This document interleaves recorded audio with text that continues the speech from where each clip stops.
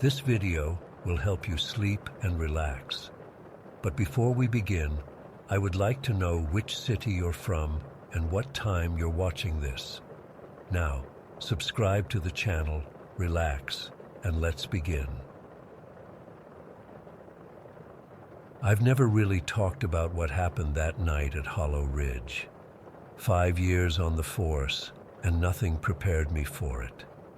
I'm only writing this down now because I can't sleep, and maybe putting it into words will help me make sense of it, but I doubt it. I was working night patrol in Mercer County, West Virginia with Dave Miller, my partner of 3 years. Dave was the kind of guy who'd give you the shirt off his back, solid cop, better friend. We'd seen our share of weird stuff working rural routes, but nothing like what happened that night in early October. It was around 11:30 when the call came in. Dispatch said there was a disturbance reported near Hollow Ridge, specifically at the old Wexler place. My stomach dropped as soon as I heard the location. Everyone around here knows about Hollow Ridge. It's one of those places the old-timers warn you about. 3 hikers went missing there back in the 90s.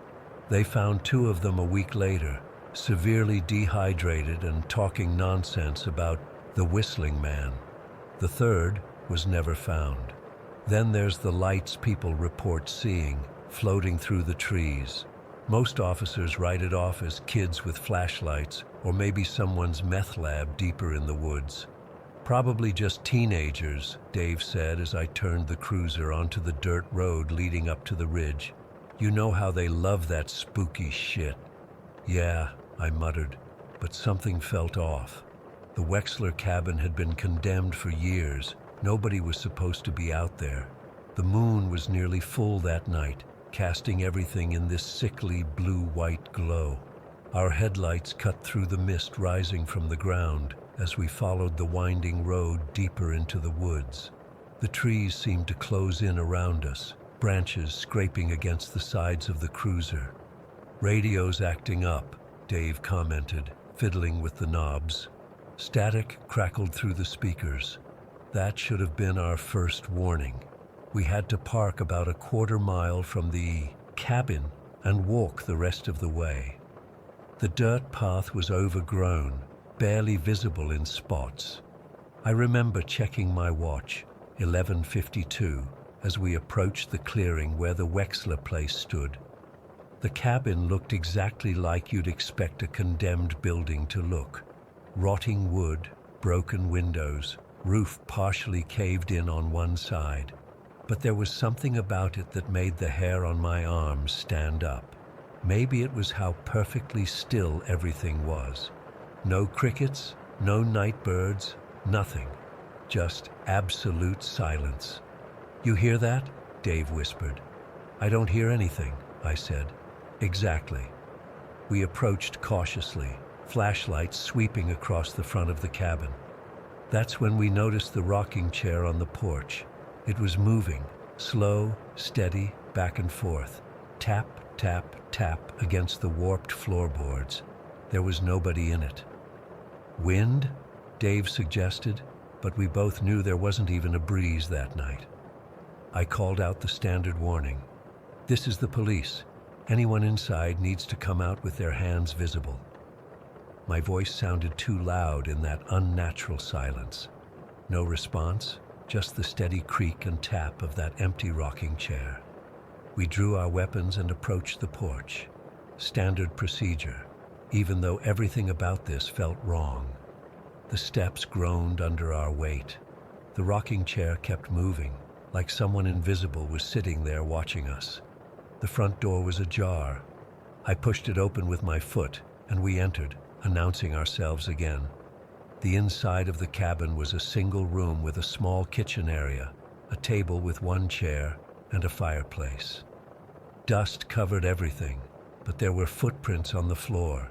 They started at the door and went to the center of the room before simply stopping, like whoever made them had vanished into thin air. "Check this out," Dave said, pointing his flashlight at the table. There was a piece of paper with a crude drawing, just a circle with vertical lines through it. Next to it was a jar containing what looked like teeth. That's when our radios went crazy. Static burst through, making us both jump. Then, through the white noise, a voice, distorted and hollow, said 3 words that still echo in my nightmares. "Get out, now." The door slammed shut behind us. I'm not talking about a draft pushing it closed. This was violent, like someone had thrown their weight against it. Dave ran to try the handle, but it wouldn't budge. "What the fuck?" he hissed, putting his shoulder into it. I was about to help him when the temperature dropped. I'm not exaggerating. It must have plummeted 30 degrees in seconds. I could see my breath clouding in front of my face. The cold was so intense, it hurt to breathe. Then the whistling started. It wasn't like normal whistling. It was almost melodic, but wrong somehow, like the notes were bending in ways they shouldn't be able to. It seemed to come from everywhere and nowhere at once. The windows began to rattle. The rocking chair on the porch increased its pace. We could hear it through the walls, faster and faster. Dave was still struggling with the door, panic in his eyes. "Nathan, help me with this goddamn door." I joined him, both of us throwing our weight against it. On the 3rd try, it suddenly gave way, sending us stumbling onto the porch. The rocking chair was moving so fast now, it was practically a blur. We didn't hesitate. We ran down those steps and back toward the path where we'd left the cruiser. The whistling followed us, growing louder, more insistent. I swear it sounded almost angry. We ran for what felt like 10 minutes, which made no sense because the walk to the cabin had taken less than 5. The path seemed longer, winding in ways I didn't remember. The trees looked different too, taller, their branches reaching down like fingers. "This isn't right," Dave panted beside me. "Where's the car?" He was right. We should have reached the cruiser by now. I turned to look back the way we'd come, expecting to see the cabin in the distance. Instead, it was right there behind us, not 20 feet away. "That's impossible," I whispered. We changed direction, moving perpendicular to the path, thinking maybe we'd gotten turned around somehow. We pushed through underbrush, branches scratching at our faces. After another 10 minutes of walking, we stopped to catch our breath and get our bearings. The cabin was in front of us again. Dave let out a string of curses. I checked my watch, 12:37.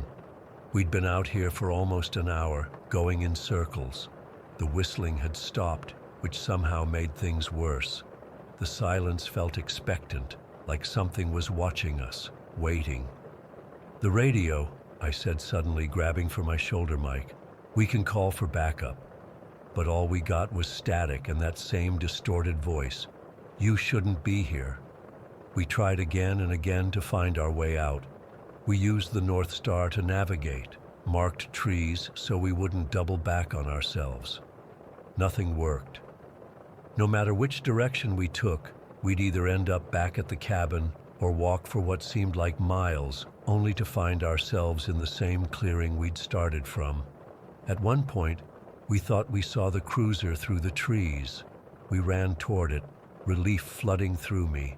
But as we got closer, it shimmered like a mirage and dissolved into mist.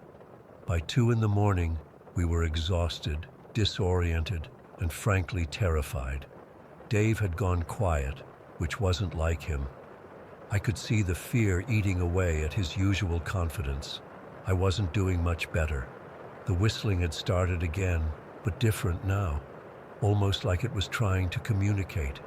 It would rise and fall, sometimes seeming to come from directly behind us, other times from far away. "It's leading us somewhere," Dave said suddenly. "We're not following that thing," I replied. But even as I said it, I realized we didn't have many options left. At 2:45, something changed. The whistling became urgent, almost frantic. It was coming from a consistent direction now. East, I thought, though it was hard to be sure anymore. "I think we should follow it," Dave said. "What choice do we have?" Against my better judgment, I agreed. We moved toward the sound, which grew louder with each step. The trees thinned out, and suddenly, miraculously, we were standing on the main road. The whistling stopped abruptly. I've never felt relief like that moment. Dave actually dropped to his knees on the asphalt. Headlights appeared around the bend, another patrol car. Officer Ramirez was inside, looking confused as hell to find us standing in the middle of the road at 3 a.m, miles from where our cruiser was parked. "Reed? Miller? Dispatch has been trying to reach you for hours," he said as we climbed into his car. "What happened to your vehicle?" We told him about responding to the call at the Wexler cabin. He looked at us strangely. "That place burned down 3 years ago. There's nothing left but the foundation." We insisted he take us back there. I needed to see for myself. The drive felt surreal. The roads were exactly where they should be. No twists or loops or impossibilities. When we reached the clearing, Ramirez was right. There was no cabin, just a concrete foundation, overgrown with weeds, no rocking chair, no footprints, nothing. But as we were leaving, I noticed something glinting in the dirt near where the front door would have been. I picked it up while the others weren't looking. It was a single tooth, just like the ones in that jar on the table. Dave quit the force 2 months later. Said he couldn't handle the job anymore, but I knew the real reason. He'd wake up in the middle of the night, claiming he could hear whistling outside his window. I'm still on the force, but I avoid Hollow Ridge like the plague. Sometimes when I'm on patrol at night and the radio starts acting up, I swear I can hear that whistling coming through the static. And sometimes, when I'm driving alone on those back roads, the path ahead seems to shift and change, like it's trying to lead me back to that clearing. I still have that tooth. I keep it in my desk drawer as proof that I'm not crazy, that what we experienced was real. Sometimes I take it out and look at it, wondering who it belonged to, wondering what's out there in those woods, bending reality around itself like it's nothing. I don't know what happened that night. I don't know if we encountered a ghost or something else entirely. All I know is that there are places in this world where the rules we take for granted don't apply. Hollow Ridge is one of them, and whatever lives there, whatever was whistling in the dark, it let us go that night. I just can't shake the feeling that someday it might want us back. Story 2. I don't talk about this much. Even after 13 years, I still wake up some nights hearing that voice. I was a deputy sheriff in Pinecrest County, Montana back in 2010. Small mountain town, population barely 4,000. The kind of place where everyone knows everyone, and the biggest crimes were usually drunk driving or the occasional domestic dispute. September 18th, 2010. That date is burned into my memory.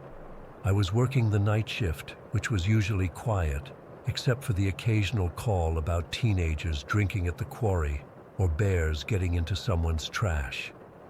Around 1:30 in the morning, a call came in about an abandoned vehicle on Ridgewood Road near mile marker 14. Ridgewood Road winds through some of the densest forest in our county. It's a 2-lane road that gets almost no traffic after dark, especially during the week. I remember it was unseasonably cold that night.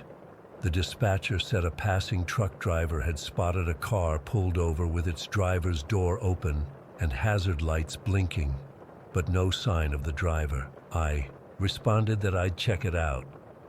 The drive took about 20 minutes from where I was patrolling. The whole way there, I kept thinking it was probably just someone who'd had car trouble and got picked up by a friend, forgetting to close their door. When I pulled up behind the vehicle, a blue Honda Civic, I immediately noticed something was off. The car's dome light was on, The driver's door was wide open, and the engine was still running. I called in the license plate and found out it belonged to a 24-year-old woman named Melissa Harding from the neighboring county. I tried calling her cell phone number from the registration, but it went straight to voicemail. I approached the car carefully, shining my flashlight into the interior. The seat was adjusted for someone shorter than me.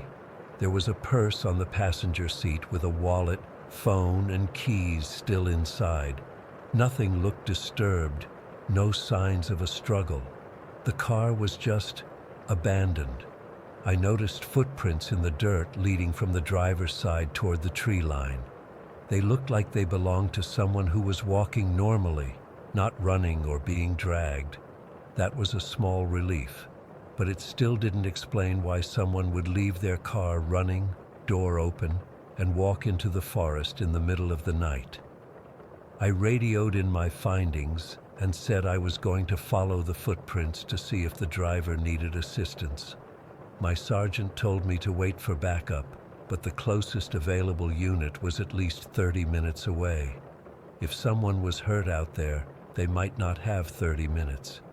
I told him I'd just take a quick look, stay within sight of the road, and if I didn't find anything in 5 minutes, I'd come back and wait. I grabbed my flashlight and started following the footprints into the woods. The forest was thick with pines, their needles crunching under my boots.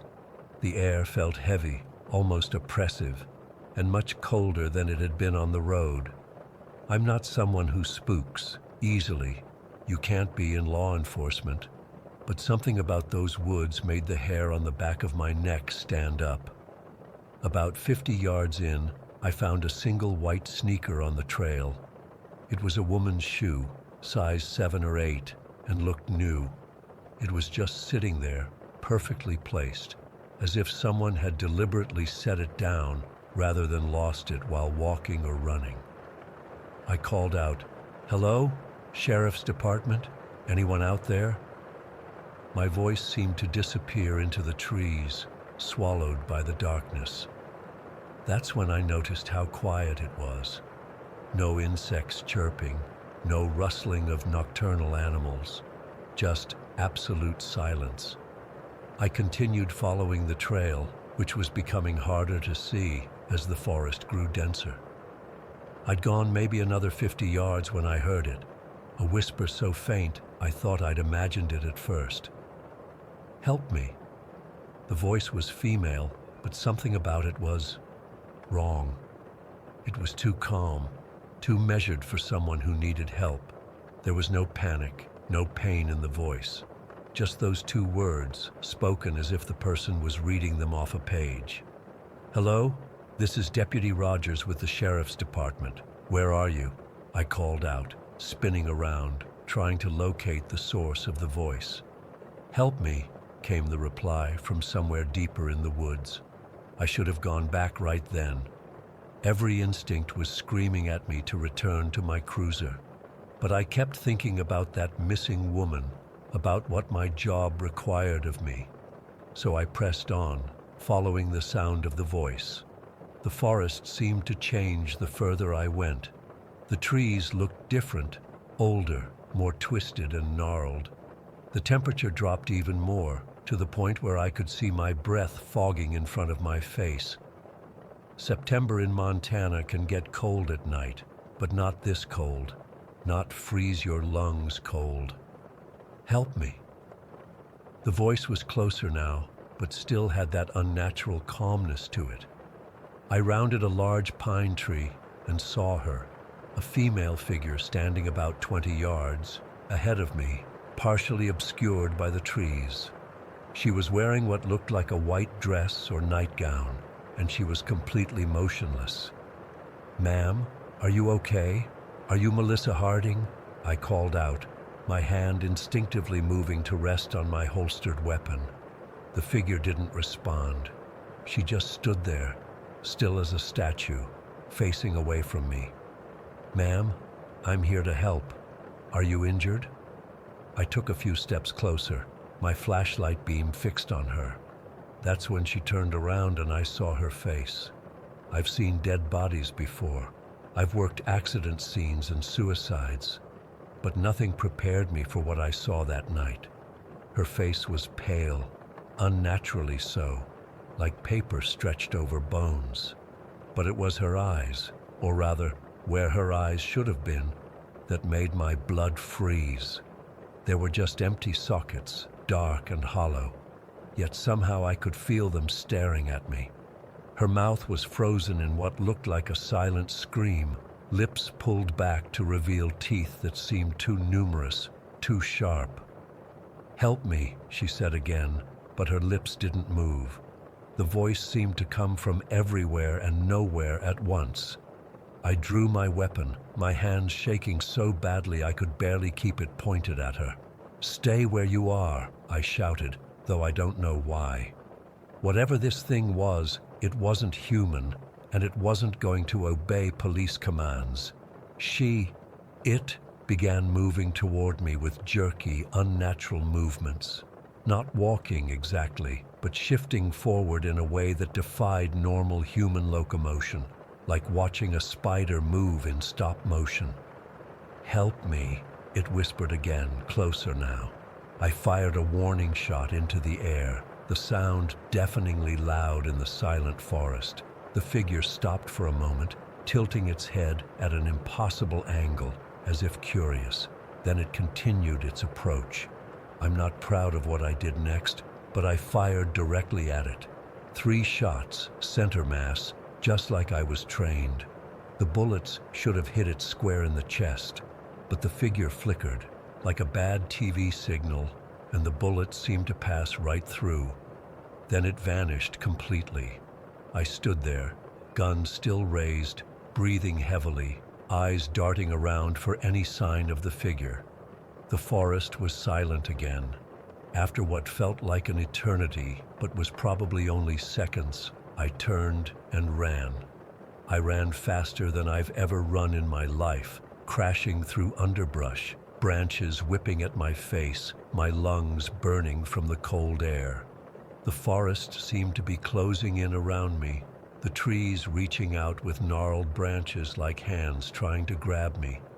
I swear the path back was longer than the path in, as if the forest itself was stretching, trying to keep me there. Several times I thought I heard that whispered, "Help me," right behind me, but I didn't dare look back. When I finally burst out of the tree line and saw my cruiser, I nearly collapsed with relief. I radioed in immediately, my voice shaking so badly I had to repeat myself 3 times before dispatch understood me.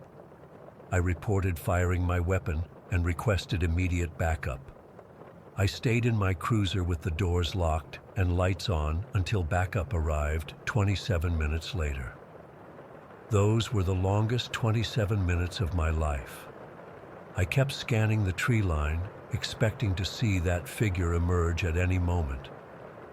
When Sergeant Miller and Deputy Patterson arrived, we searched the area together. The Honda was still there, still running. But when we entered the woods, things got stranger. We couldn't find the footprints I'd followed. We couldn't find the sneaker. We walked for what seemed like the same distance I'd gone earlier, but the forest looked normal. Just typical Montana pines, nothing twisted or gnarled. The temperature was cool, but not unusually so. We searched for over 2 hours and found nothing. No evidence of the figure I'd seen. No bullet casings from where I'd fired my weapon, despite me being certain of the location. Nothing. The missing woman, Melissa Harding, was found the next day at her boyfriend's house in the next county over. She'd left her car on Ridgewood Road after it had started making strange noises, and her boyfriend had picked her up. They claimed they'd called a tow truck, but apparently never did. Neither could explain why she'd leave the car running with the door open and her purse inside, or why she'd walk into the woods first instead of waiting by the road. The official report chalked it up to a prank call or my overactive imagination. Sergeant Miller suggested I was overtired and had experienced some kind of stress-induced hallucination. My gun had been fired, that much was true, but with no evidence of what I'd shot at, it looked bad for me. Really bad. I took a week of mandatory leave, then came back on desk duty. 3 months later, I transferred to another county. I couldn't drive past mile marker 14 anymore. Couldn't even look at Ridgewood Road on a map without feeling sick. It's been 13 years now. I've tried to convince myself it was just exhaustion, stress, maybe even a minor psychotic episode. But some nights, I still wake up hearing that calm, emotionless voice whispering, "Help me." And sometimes, when I close my eyes, I see that face with its empty eye sockets staring at me from the darkness. I don't know what I encountered in those woods near mile marker 14. I don't know if it was something supernatural or just my mind breaking under pressure. But I know what I saw, and I know that whatever it was, it's still out there, waiting in those twisted trees, whispering to lost travelers. And sometimes, on nights when I can't sleep, I wonder if it's still looking for me. Story 3. I've been trying to make sense of what happened that night for almost 4 years now. I still work for the Sheriff's Department in Sullivan County, but I've requested never to patrol that stretch of Route 17 again.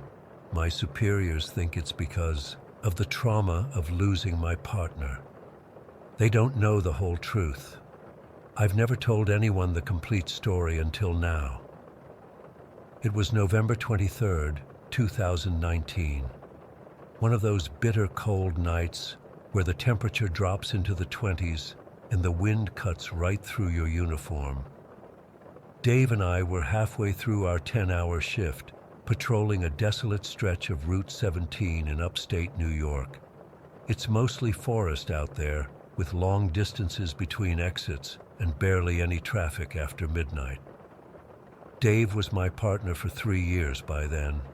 Good guy, former military, had 2 kids and a wife who packed him these elaborate lunches.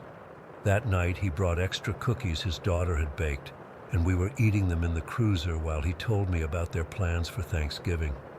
Normal stuff, everyday stuff.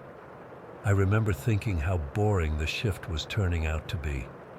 At approximately 1:15 in the morning, dispatch called us about an abandoned vehicle at mile marker 117. Apparently, a truck driver had spotted it while making a late-night haul and called it in. Nothing unusual about that. We get abandoned vehicles all the time, especially in bad weather when people slide off the road. The car was a blue Honda Civic, probably around 10 years old, parked neatly on the shoulder. Too neatly, actually. Most abandoned vehicles from accidents are at awkward angles or partially in a ditch. This one was perfectly parallel to the road, as if someone had carefully parked it and walked away. No signs of an accident, Dave noted as we pulled up behind it, our cruiser's lights reflecting off the back window. He was always stating the obvious, something that used to annoy me, but now I'd give anything to hear again. We approached with flashlights drawn, standard procedure. The car was unlocked, which immediately struck me as odd. Up here, even in the middle of nowhere, people generally lock their cars out of habit. The keys weren't in the ignition. The interior was clean, with a jacket in the back seat and a half-empty water bottle in the cup holder. The engine was cold, suggesting it had been there for at least a couple hours. I remember how quiet it was. Route 17 can get so silent at night that all you hear is the occasional whoosh of wind through the pines and the distant hoot of owls. Dave checked the glove compartment and found the registration. The car belonged to a Mark Lawson from Binghamton, about 60 miles away. "Dispatch, can you run this plate and registration?" I radioed in.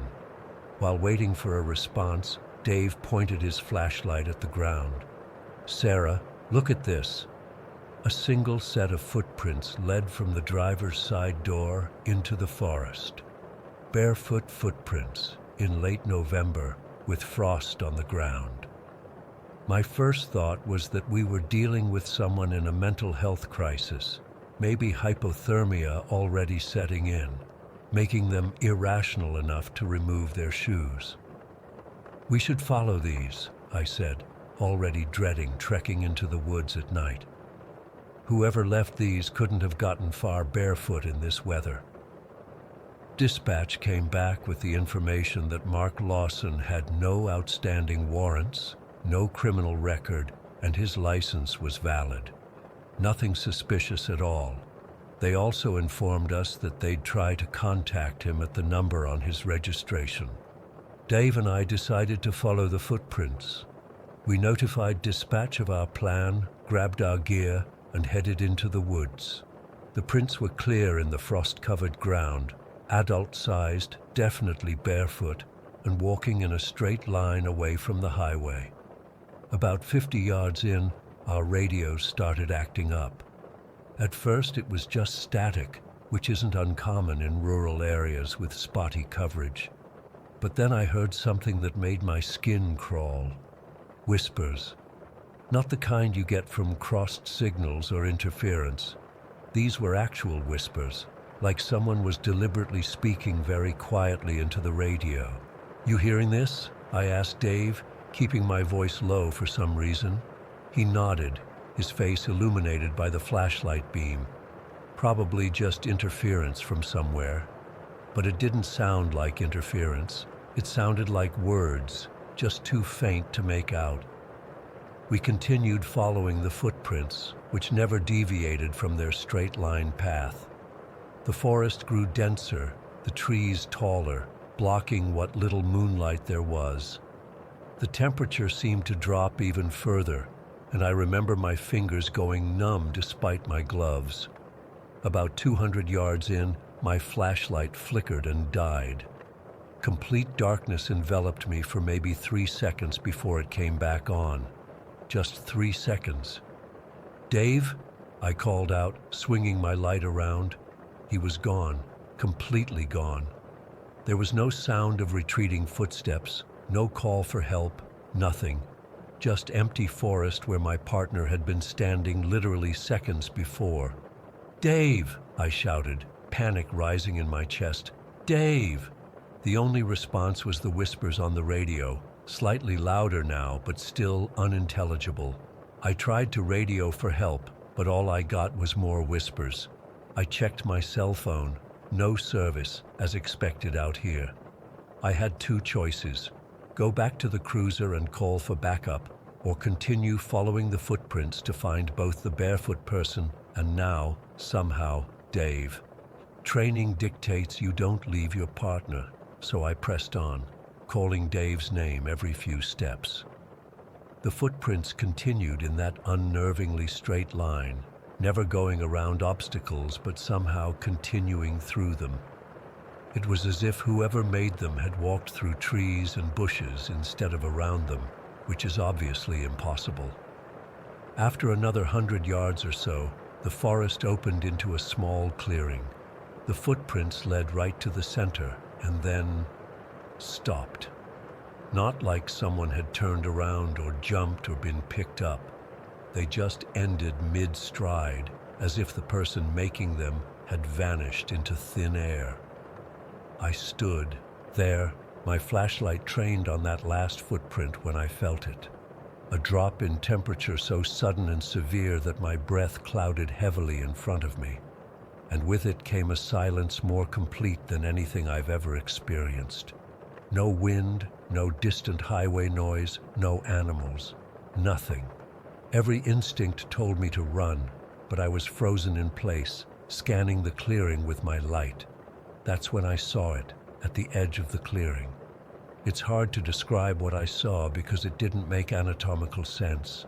It was tall, impossibly tall, maybe 8 or 9 feet. Thin, too, with limbs that seemed too long for its body. Its arms hung down past where its knees should have been. But the worst part was its head. It was tilted at an angle that would snap a human's neck almost completely sideways, and I couldn't make out any features except for what might have been eyes reflecting my flashlight beam. It didn't move toward me. It didn't make a sound.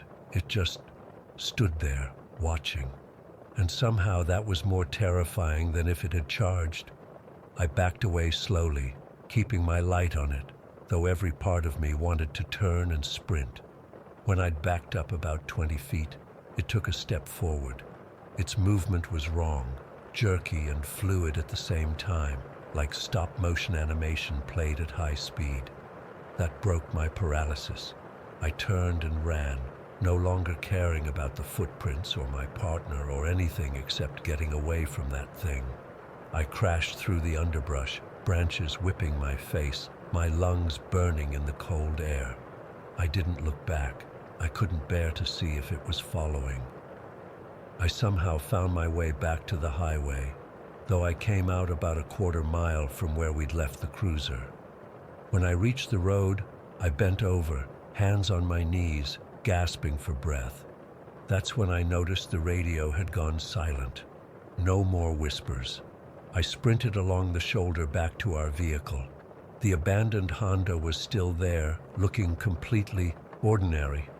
I reached for the radio in our cruiser with shaking hands and called in, reporting an officer missing. I didn't mention what I'd seen in the woods. I couldn't bring myself to describe it, and I knew how it would sound. Within an hour, the area was swarming with officers from 3 counties. Search parties combed those woods for days. They found nothing, no Dave, no barefoot person, no evidence of anything unusual. The footprints I'd followed were gone by morning, explained away as wildlife tracks misidentified in the dark by the search coordinator. Mark Lawson, the car's owner, was eventually located. He claimed his car had been stolen 3 days earlier from a grocery store parking lot, though he hadn't reported it. He had no explanation for why it would be on Route 17, miles from where he lived, or why anyone would neatly park a stolen vehicle on the side of the highway. Dave's disappearance became one of those unsolved mysteries that haunts a department for years. Some speculated he'd staged it, walked away from his life for reasons unknown. Others thought he must have fallen into a ravine or sinkhole that the search parties somehow missed. His wife refused to believe either theory, and I don't blame her. Dave would never abandon his family, and there was no ravine anywhere near where we were. I requested a transfer to day shifts after that, but I still work for the department. I've never gone near mile marker 117 again. Sometimes, late at night when I'm alone in my apartment, my police scanner picks up those whispers. They're still unintelligible, but sometimes I think I hear Dave's voice among them, trying to tell me something. I've driven myself half crazy, wondering if I could have done something differently that night. If I should have grabbed him when my flashlight went out. If I should have been the one to disappear instead. The department psychologist says I have PTSD and survivor's guilt. She's probably right, but that doesn't explain what I saw in that clearing. 4 years later, I still have nightmares about that figure with its impossible angles and elongated limbs. I wake up convinced it's standing in the corner of my bedroom, watching me with those reflective eyes. Sometimes I think I see it in my peripheral vision while driving home late at night, keeping pace with my car just beyond the tree line. I don't know what happened to Dave. I don't know what made those footprints or who abandoned that car so carefully on the side of the road. But I know what I saw, and I know something is out there in those woods that doesn't belong in our world. Something that took my partner and might have taken me too if my flashlight hadn't come back on when it did. Mile marker 117 looks like any other stretch of highway in daylight. But I'll never forget what hides in those woods after dark, and I'll never stop hearing those whispers on the radio. calling me back. Story 4. I still can't sleep right. It's been 3 weeks since it happened, and I keep waking up in cold sweats, hearing her voice. I've never been the type to believe in ghosts or anything supernatural. I'm a pretty practical guy. I work in IT. I like video games and football, normal stuff. But what happened that night on Route 419 has completely messed with my head, and I need to get this out somewhere. I was driving back from visiting my brother in Pittsburgh. It was late October, around 11 at night. I decided to take the rural roads through central Pennsylvania instead of the highway. Big mistake. I wanted to avoid traffic and see some fall scenery, even though it was dark. Plus, my GPS said it would only add 20 minutes to the trip. The drive started fine. It was a clear night, cool, but not cold yet.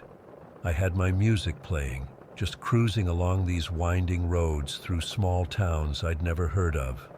After about an hour, the towns got further apart and the woods got thicker. Route 419 cuts through some really dense forest areas, and there are these stretches where you don't see a single house for miles. I was about halfway home when my headlights caught something at the edge of the road, a figure. As I got closer, I could see it was a young woman. She had her thumb out, hitchhiking. I remember thinking it was weird because it was so late, and we were basically in the middle of nowhere. I don't usually pick up hitchhikers. It's just not safe these days, you know? But something about her made me slow down. Maybe it was because she looked so vulnerable out there alone. Or maybe it was just that it was getting colder and darker by the minute. I pulled over about 20 feet ahead of her. She jogged up to the passenger side, and I rolled down the window.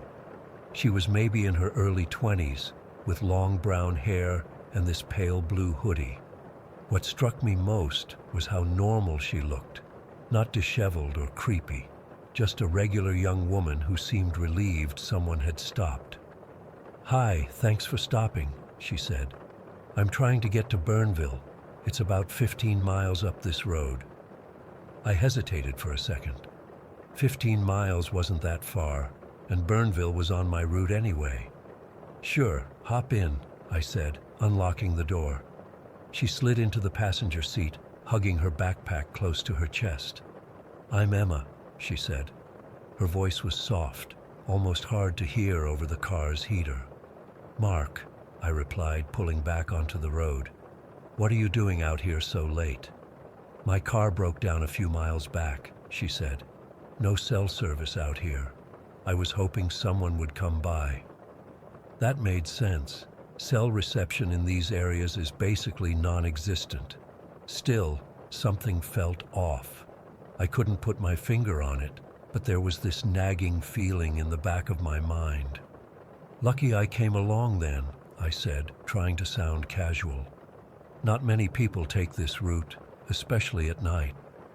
She nodded but didn't say anything. The car fell into this uncomfortable silence. I turned the radio up a bit, just to fill the void. It was some late-night talk show, voices droning on about politics. About 5 minutes later, the road got even darker. The trees on either side seemed to close in, creating this tunnel effect. The moonlight barely filtered through the branches overhead. I had to rely completely on my headlights, which seemed dimmer than usual. "I hate this stretch of road," Emma suddenly said. "Yeah, it's pretty creepy at night," I agreed, glad she had broken the silence. "No, I mean I really hate it." Her voice had changed, taking on this hollow quality that made the hair on my arms stand up. "Do you know how many people have died on this road?" I gripped the steering wheel tighter. "No, I don't." 7 in the last decade, 8 if you count me. My stomach dropped. I glanced over at her, trying to keep my eyes on the road at the same time. She was staring straight ahead, her face expressionless. "What do you mean by that?" I asked, trying to keep my voice steady. She turned to look at me, and I swear the temperature in the car dropped 10 degrees.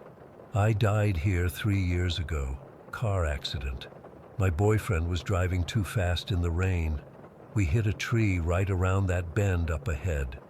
I laughed nervously. That's not funny. I'm not trying to be funny, Mark. I've been waiting for someone to take me home. My parents still live in Burnville. They never got to say goodbye. My heart was pounding now. I wanted to believe this was some sick joke, but the way she said it, so matter-of-fact, so devoid of emotion, made my skin crawl. Look, I don't know what kind of game you're playing. It's not a game, she cut me off. I know it's hard to believe.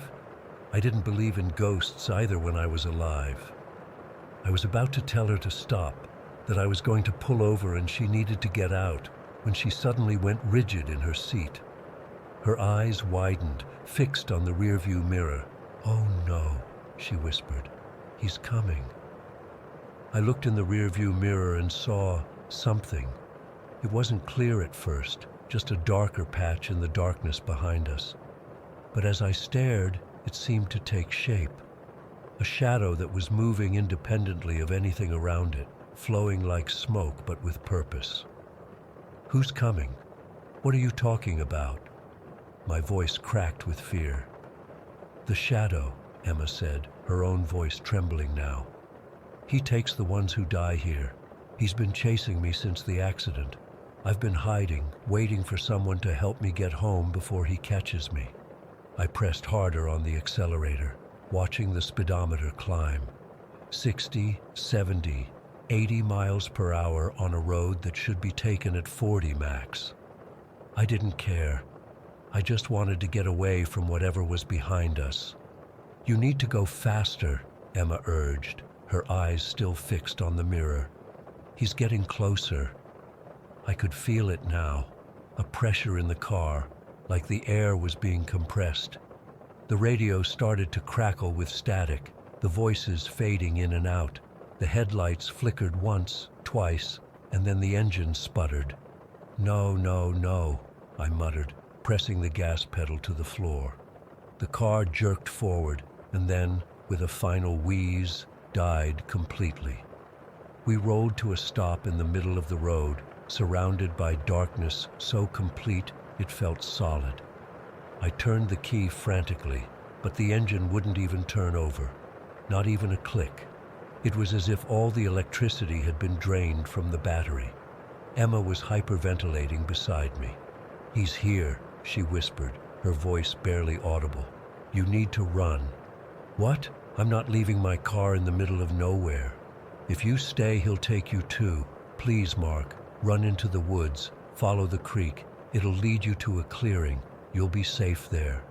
I was about to argue when I felt it, a cold, invasive sensation at the back of my neck, like someone was breathing on me.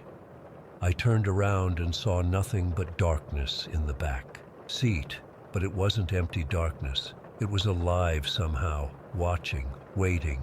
"Run!" Emma screamed, and I didn't need to be told again. I fumbled with my seatbelt, threw open the door, and bolted into the woods. I didn't look back. I could hear Emma's voice behind me, but it was fading. "Follow the creek. Don't stop." The forest was pitch black, but somehow I could see enough to avoid running straight into trees. Maybe it was adrenaline, maybe my eyes had adjusted, or maybe something else was guiding me. I could hear water somewhere ahead and veered toward it. The creek was narrow but moving fast, the water reflecting what little moonlight made it through the canopy. I followed alongside it, stumbling over roots and rocks, branches whipping at my face, and I could hear something following me. It wasn't footsteps exactly. It was more like a rustling, a displacement of air. Sometimes it seemed right behind me. Other times it felt like it was moving parallel to me, just out of sight. And underneath it all was this low, growling sound that didn't sound like any animal I've ever heard. I don't know how long I ran. It felt like hours, but was probably only minutes. My lungs were burning, My legs were on fire, but fear kept me moving. The creek widened, and suddenly I broke through the tree line into a clearing. It was like stepping into another world. The clearing was bathed in moonlight, the grass silvery and swaying gently in a breeze I couldn't feel in the woods. The air felt lighter here, cleaner. I collapsed onto my knees, gasping for breath, and finally worked up the courage to look behind me. The edge of the forest was still and silent. Whatever had been chasing me hadn't followed me into the clearing. "Emma," I called out once I could speak again. "Emma, are you here?" No answer, just the sound of the creek and my own ragged breathing. But then I felt it, a cold breeze that seemed to circle around me, carrying with it a feeling of profound sadness. It wasn't threatening like the presence in the woods. It felt mournful. "I'm sorry," I whispered, though I'm not sure why. "I'm sorry I couldn't help you." The breeze stilled for a moment, as if listening, then continued on its way, fading into nothing. I sat in that clearing for a long time, trying to make sense of what had happened. Part of me wanted to believe I'd picked up some troubled young woman who'd played an elaborate prank on me, and my car had simply broken down at the worst possible moment. That the thing in the woods was just my imagination, fueled by her story and the creepy surroundings. But deep down, I knew that wasn't true. Eventually, I worked up the courage to follow the creek back to the road. It took me to a different spot, about half a mile from where I'd left my car. When I reached the road, I was disoriented at first. It looked different somehow, less menacing. And then I realized why. It was dawn. The entire night had passed while I was in those woods. I walked along the road until I found my car, still sitting exactly where I'd left it. The keys were in the ignition. I tried the engine, expecting nothing, but it started right up, as if nothing had ever been wrong with it. There was no sign of Emma. On the drive home, I kept checking my rearview mirror, both hoping and fearing I'd see her there in the back seat. But there was nothing, just an empty car and an empty road. When I got home, I immediately looked up accidents on Route 419. It took some digging, but I found it. A news article from 3 years ago about a fatal car crash. A young couple had hit a tree during a rainstorm. The boyfriend had survived with minor injuries, but the girlfriend, 22-year-old Emma Weiss, had died at the scene. There was a photo with the article. It was her. The same long brown hair, the same sad eyes. I've driven that route one more time since then, in daylight. I stopped at the bend where she said the accident happened. There were still marks on the tree, scars in the bark that hadn't healed. I left some flowers there. As I was walking back to my car, I heard a whisper on the wind that sounded like, "Thank you." But when I turned around, there was nothing there. Just an empty road stretching into the distance, leading to places I hope I never have to see again. But sometimes, late at night when I'm alone, I can still hear her voice warning me to run. And I wonder if she's still out there, trying to get home, forever caught between this world and whatever lies beyond. Story 5. I've been driving trucks for almost 20 years now, and you get used to the weird stuff that happens on the road. Sleep deprivation playing tricks on your eyes, strange radio signals in remote areas, the occasional animal darting across the highway. But what happened to me last Halloween on those back roads in West Virginia wasn't something I can explain away.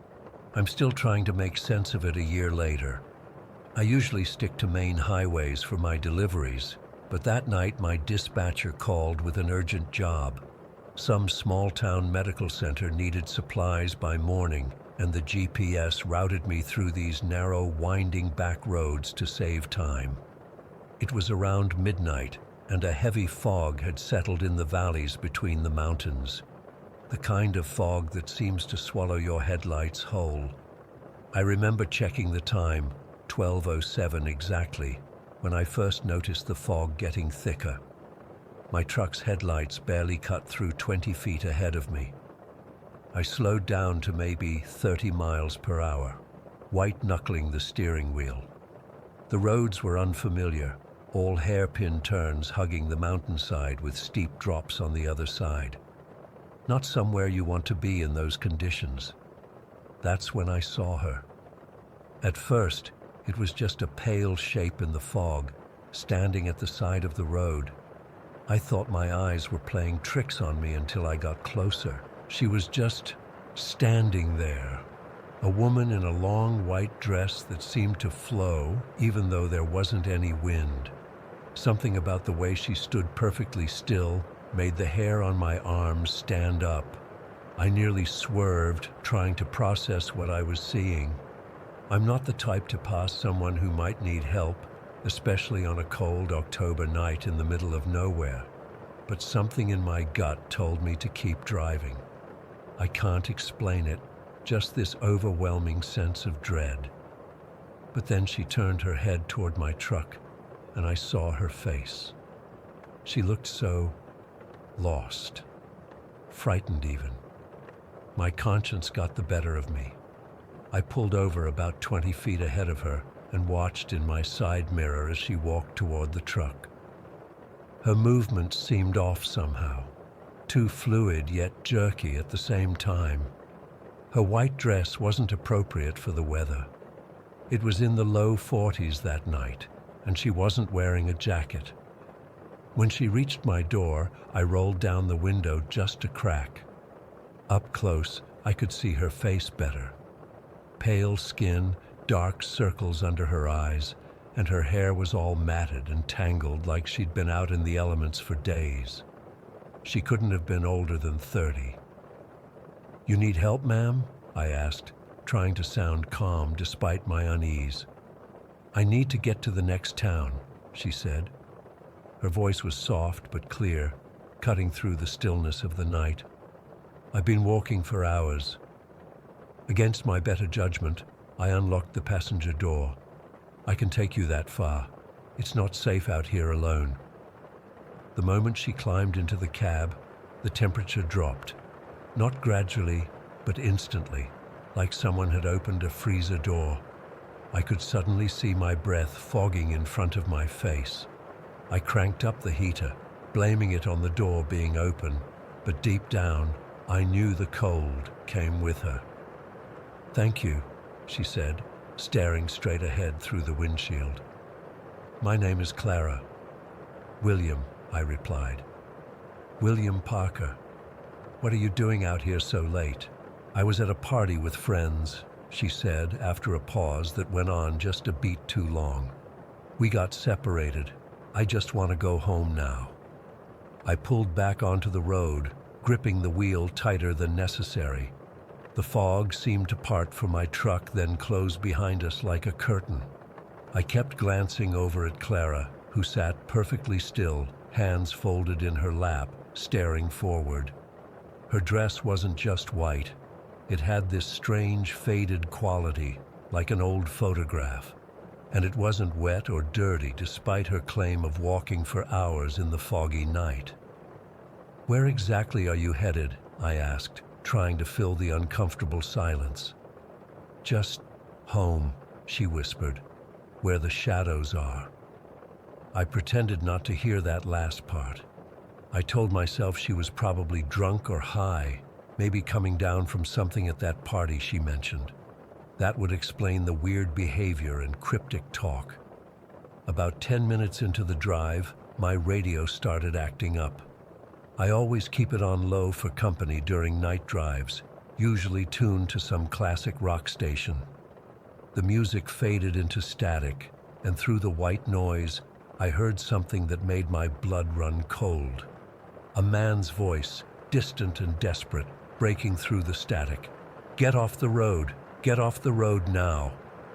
I looked at Clara, but she showed no reaction. I reached to change the station, and as I did, her cold hand suddenly grabbed my wrist. Her touch was like ice water. "Don't," she said quietly. "I like this song." There was no song playing, just static and that warning voice, now fading away. I pulled my hand back and returned it to the wheel, my heart hammering in my chest. "Are you feeling all right, Clara?" I asked, trying to keep my voice steady. She turned to look at me, and for a split second, just a fraction of a moment, her eyes seemed completely black in the dim light of the dashboard. Then she blinked, and they were normal again. "I'm tired of wandering," she said. "Aren't you tired, William?" The way she said my name made my skin crawl, like she was tasting it. "Not much further now," I said, ignoring her question. The next town was about 20 miles ahead, according to my GPS. 20 miles had never felt so far. That's when I noticed the eyes in my rearview mirror. Two glowing points of light, too high off the ground to be a car and moving too fast to be an animal. They were gaining on us. Clara saw them too. She whipped around in her seat and let out a sound I'll never forget. Not quite a scream, more like a hiss mixed with a sob. "Turn around," she demanded, her voice suddenly harsh and urgent. "We can't let it find us." "What is that?" I asked, pressing the accelerator harder. "Please," she begged, and now there was real fear in her voice. "It's been hunting me for so long. Turn around." I didn't turn around. Instead, I floored it. The truck lurched forward, engine straining as we tore through the fog. The road twisted sharply ahead, and I took the curve faster than I should have. The truck swayed dangerously, tires skidding on the wet asphalt. That's when something hit us. Hard. The entire truck shuddered like we'd been T-boned by another vehicle. The impact was so forceful it knocked my hat off and sent my thermos flying from the cup holder. I fought to keep control, certain we were going to roll over. When I finally straightened out the truck, I glanced over at Clara. The passenger seat was empty. I slammed on the brakes, the truck screeching to a halt in the middle of the road. She was gone, completely gone. The door was still locked from the inside. There was no way she could have jumped out at the speed we were going without me noticing. But she had vanished, leaving nothing behind. Not even an impression in the seat where she'd been sitting. I sat there for what felt like forever, my hands shaking so badly I couldn't grip the wheel. The radio had gone completely silent, not even static now, just silence. The temperature in the cab slowly returned to normal. Something told me to check the side of the truck where we'd been hit. I grabbed my flashlight, climbed out on shaky legs, and walked around to the passenger side. Long, deep scratches ran along the entire side of the truck, from the front fender all the way to the back of the trailer. They were too high up to have been caused by guardrails or tree branches. They looked like claw marks, huge ones. I got back in that truck so fast I nearly tripped over my own feet. I drove the rest of the way to town without stopping, constantly checking my mirrors for those glowing eyes. I felt watched the entire time, like something was following just beyond the reach of my headlights. When I finally reached the town, it was almost 2 in the morning. I pulled into a brightly lit gas station and just sat there, trying to process what had happened. I didn't sleep that night. I completed my delivery at dawn, explained away the scratches to my boss as damage from low-hanging branches, and requested never to be sent on that route again. I've done some research since then. Turns out there are stories about that stretch of road going back decades. Drivers reporting a woman in white asking for rides, mysterious accidents, people going missing. Some say she's the ghost of a woman who died there in the 1960s, waiting for a ride that never came. Others say she's something else entirely, something that uses the appearance of a stranded woman to lure people into, I don't know what. And that thing that chased us, that hit my truck, no one seems to know what it is. But in some versions of the story, it's described as her protector. In others, it's what she's running from. I still drive trucks, I still do night routes, but I've never gone back to those West Virginia back roads, and I never will, especially not on Halloween night. Sometimes I wake up in the middle of the night, feeling that sudden cold in the air, hearing Clara's voice asking me to take her where the shadows are. Was she a spirit who needed help, or was she trying to lure me into something darker? I don't know, but whatever hit my truck that night wasn't human. And sometimes, when I'm driving alone at night and the radio starts to fill with static, I can still hear that voice warning me to get off the road. Story 6. I've never told anyone the full story of what happened that night 6 months ago. My therapist says writing it down might help, but I'm not sure anything will erase what I saw. I'm still on administrative leave from the Cedar Creek Police Department, and honestly, I don't know if I'll ever go back. It was a Thursday in late October, unseasonably cold with this heavy fog that just wouldn't burn off. I was working the night shift, patrolling the outskirts of town in my cruiser, like I'd done hundreds of times before. Nothing unusual ever happened in Cedar Creek. Most nights I'd just break up the occasional teenage bonfire or respond to noise complaints from the lakeside cabins. Around 11:30 that night, dispatch radioed about strange lights reported near the old Miller estate. The place had been abandoned for at least 15 years after the Miller family mysteriously left town. There were always rumors about why they disappeared so suddenly, everything from bankruptcy to murder-suicide, but nothing was ever confirmed. The property had fallen into serious disrepair, with the county trying unsuccessfully to sell it for years. I remember taking the long gravel road that led to the estate, my headlights cutting through the fog. The radio kept cutting in and out, which wasn't unusual for that area, but still made me uneasy. As I approached, I could see the main house silhouetted against the night sky. Broken windows, collapsing roof, nature reclaiming what humans had abandoned. But something was different. There was a faint orange glow coming from somewhere behind the house. I parked about 50 yards away and called in my location to dispatch. The radio just gave me static in response. Great. I grabbed my flashlight and approached cautiously, hand resting on my holster. The property was eerily silent, except for the crunch of dead leaves under my boots. As I rounded the back of the house, I froze.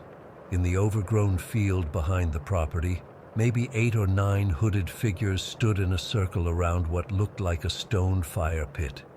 The flames cast bizarre, elongated shadows across the tall grass.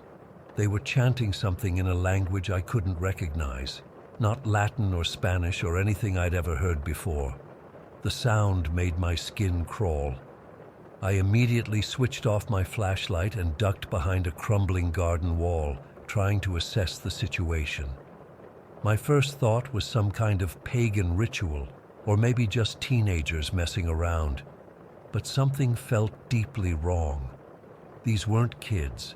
The precision of their movements, the way they stood completely still between chants, it felt practiced, ancient. I drew my weapon and stepped out from behind the wall.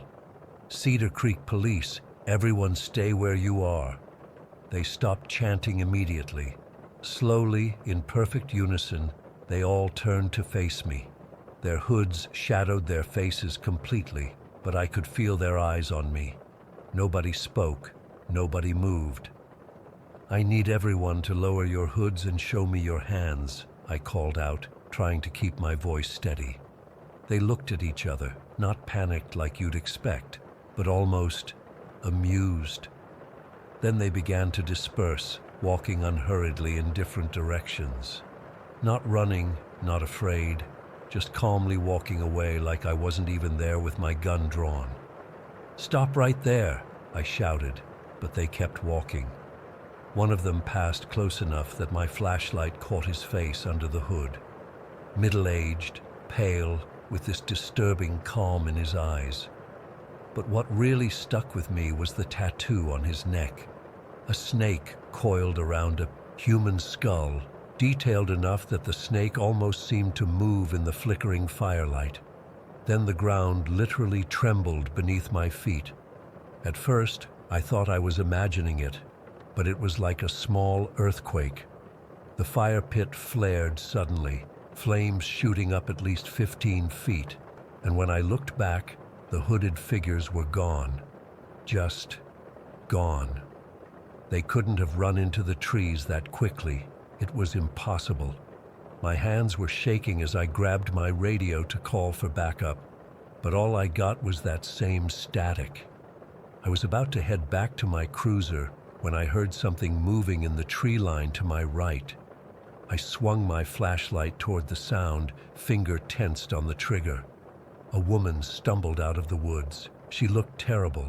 Dirt-smeared face, torn clothes, bleeding from scratches on her arms and legs. Her eyes were wide with pure terror. "Help me," she gasped, nearly collapsing as she reached me. "Please help me. They're not human. They're not human." I caught her before she fell, holstering my weapon to support her weight. "Who's not human? The people in the hoods? What happened to you?" "They took us," she whispered, trembling violently against me. "Me and my friends. We were camping by Sawyer Creek. They came in the night. They took Ryan and Melissa for some kind of sacrifice." "When?" I demanded, trying to get her to focus. "When did they take your friends?" "2 days ago, maybe 3. I don't know anymore. I escaped during one of their rituals. I've been hiding in the woods." I started leading her back toward my cruiser, scanning the darkness around us. "What's your name?" "Beth. Elizabeth Connor." "Okay, Beth. I'm Officer Hayes. Rachel. We need to get out of here and call for backup." We had almost reached the front of the property when I heard them. Footsteps. Multiple sets, coming from all directions. Soft at first, then growing louder. The woman, Beth, heard them too, and clutched my arm so hard it hurt. "They're coming back," she whispered. From the fog emerged the hooded figures, forming a loose semicircle around us. The man with the snake tattoo stepped forward, hood down now. His face was ordinary. He could have been anyone you'd pass on the street, which somehow made it worse. "Officer," he said, voice unnervingly calm, "you shouldn't have interfered. This doesn't concern you or your laws." "Where are this woman's friends?" I demanded, hand back on my weapon. The man smiled slightly. "They've been received, as she would have been had she not run." "You're under arrest," I said, drawing my gun again. "All of you, for kidnapping, false imprisonment." The man laughed, and the others joined in. It wasn't mocking laughter. It was genuinely amused, like I'd told a good joke. Then, as suddenly as it started, it stopped. "Your laws don't apply to us, Officer Hayes." The fact that he knew my name sent ice through my veins. I hadn't given it to him. "We've been in Cedar Creek long before there was a Cedar Creek," he continued. "We'll be here long after it's gone." The ground trembled again, stronger this time. Behind them, back where the fire pit was, a red glow pulsed through the fog. Something was happening back there, something worse than what I was seeing in front of me. I made a split-second decision. "Run!" I shouted to Beth, grabbing her arm and making a break for my cruiser. The hooded figures didn't chase us immediately. They just watched, that same amused look on their faces. We reached my cruiser, and I practically threw Beth into the passenger seat before jumping behind the wheel. As I started the engine, I finally saw them moving toward us, but not running. walking with that same unhurried pace, like they knew something I didn't. I floored it, the cruiser fishtailing on the gravel before gaining traction. In my rearview mirror, I saw them reach the spot where my car had been parked. The man with the tattoo raised his hand in what almost looked like a wave goodbye. The radio suddenly crackled to life as we reached the main road. "Unit 4, come in. Officer Hayes, do you copy?" I snatched up the receiver. "This is Hayes. I need immediate backup at the Miller estate. Multiple suspects, possible kidnapping, 2 missing persons." "Copy that. Units responding." Beth was hyperventilating beside me. I reached over and grabbed her hand. "You're safe now. We're going to find your friends." She shook her head frantically. "You don't understand. No one's safe. They'll come for us both now." I glanced in the rearview mirror again and nearly drove off the road. There were headlights behind us, at least 3 sets, where there had been none before. No vehicles had been at the Miller estate.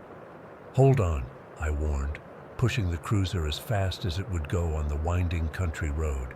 The headlights stayed with us, neither gaining nor falling behind, all the way to the edge of town.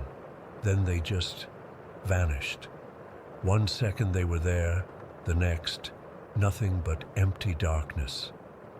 At the station, I reported everything while Beth was examined by paramedics. A team of officers was dispatched to the Miller estate, but they found nothing, just cold ashes in the fire pit and footprints leading into the woods that stopped abruptly, as if whoever made them had simply disappeared. Beth's story checked out. Her friends, Ryan Miller and Melissa Chen, had been reported missing 3 days earlier after failing to return from a camping trip. Their car was found abandoned at the Sawyer Creek trailhead. In the weeks that followed, Beth and I worked together, trying to make sense of what happened.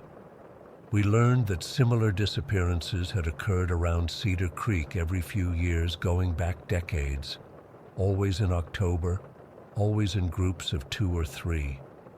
The investigations inevitably went cold. We found evidence of a group that called themselves the Covenant of the Eternal Flame, with connections to some of the oldest families in Cedar Creek. Public records showed they owned land all around the county, including, strangely enough, the supposedly abandoned Miller estate. Then Beth disappeared, just walked out of her sister's house where she'd been staying and never came back.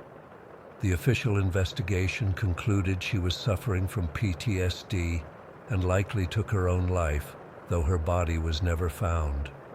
I know better. They took her, just like they'll eventually come for me. I still see the snake tattoo in my nightmares. Sometimes I wake up in the middle of the night and feel the ground trembling beneath my bed.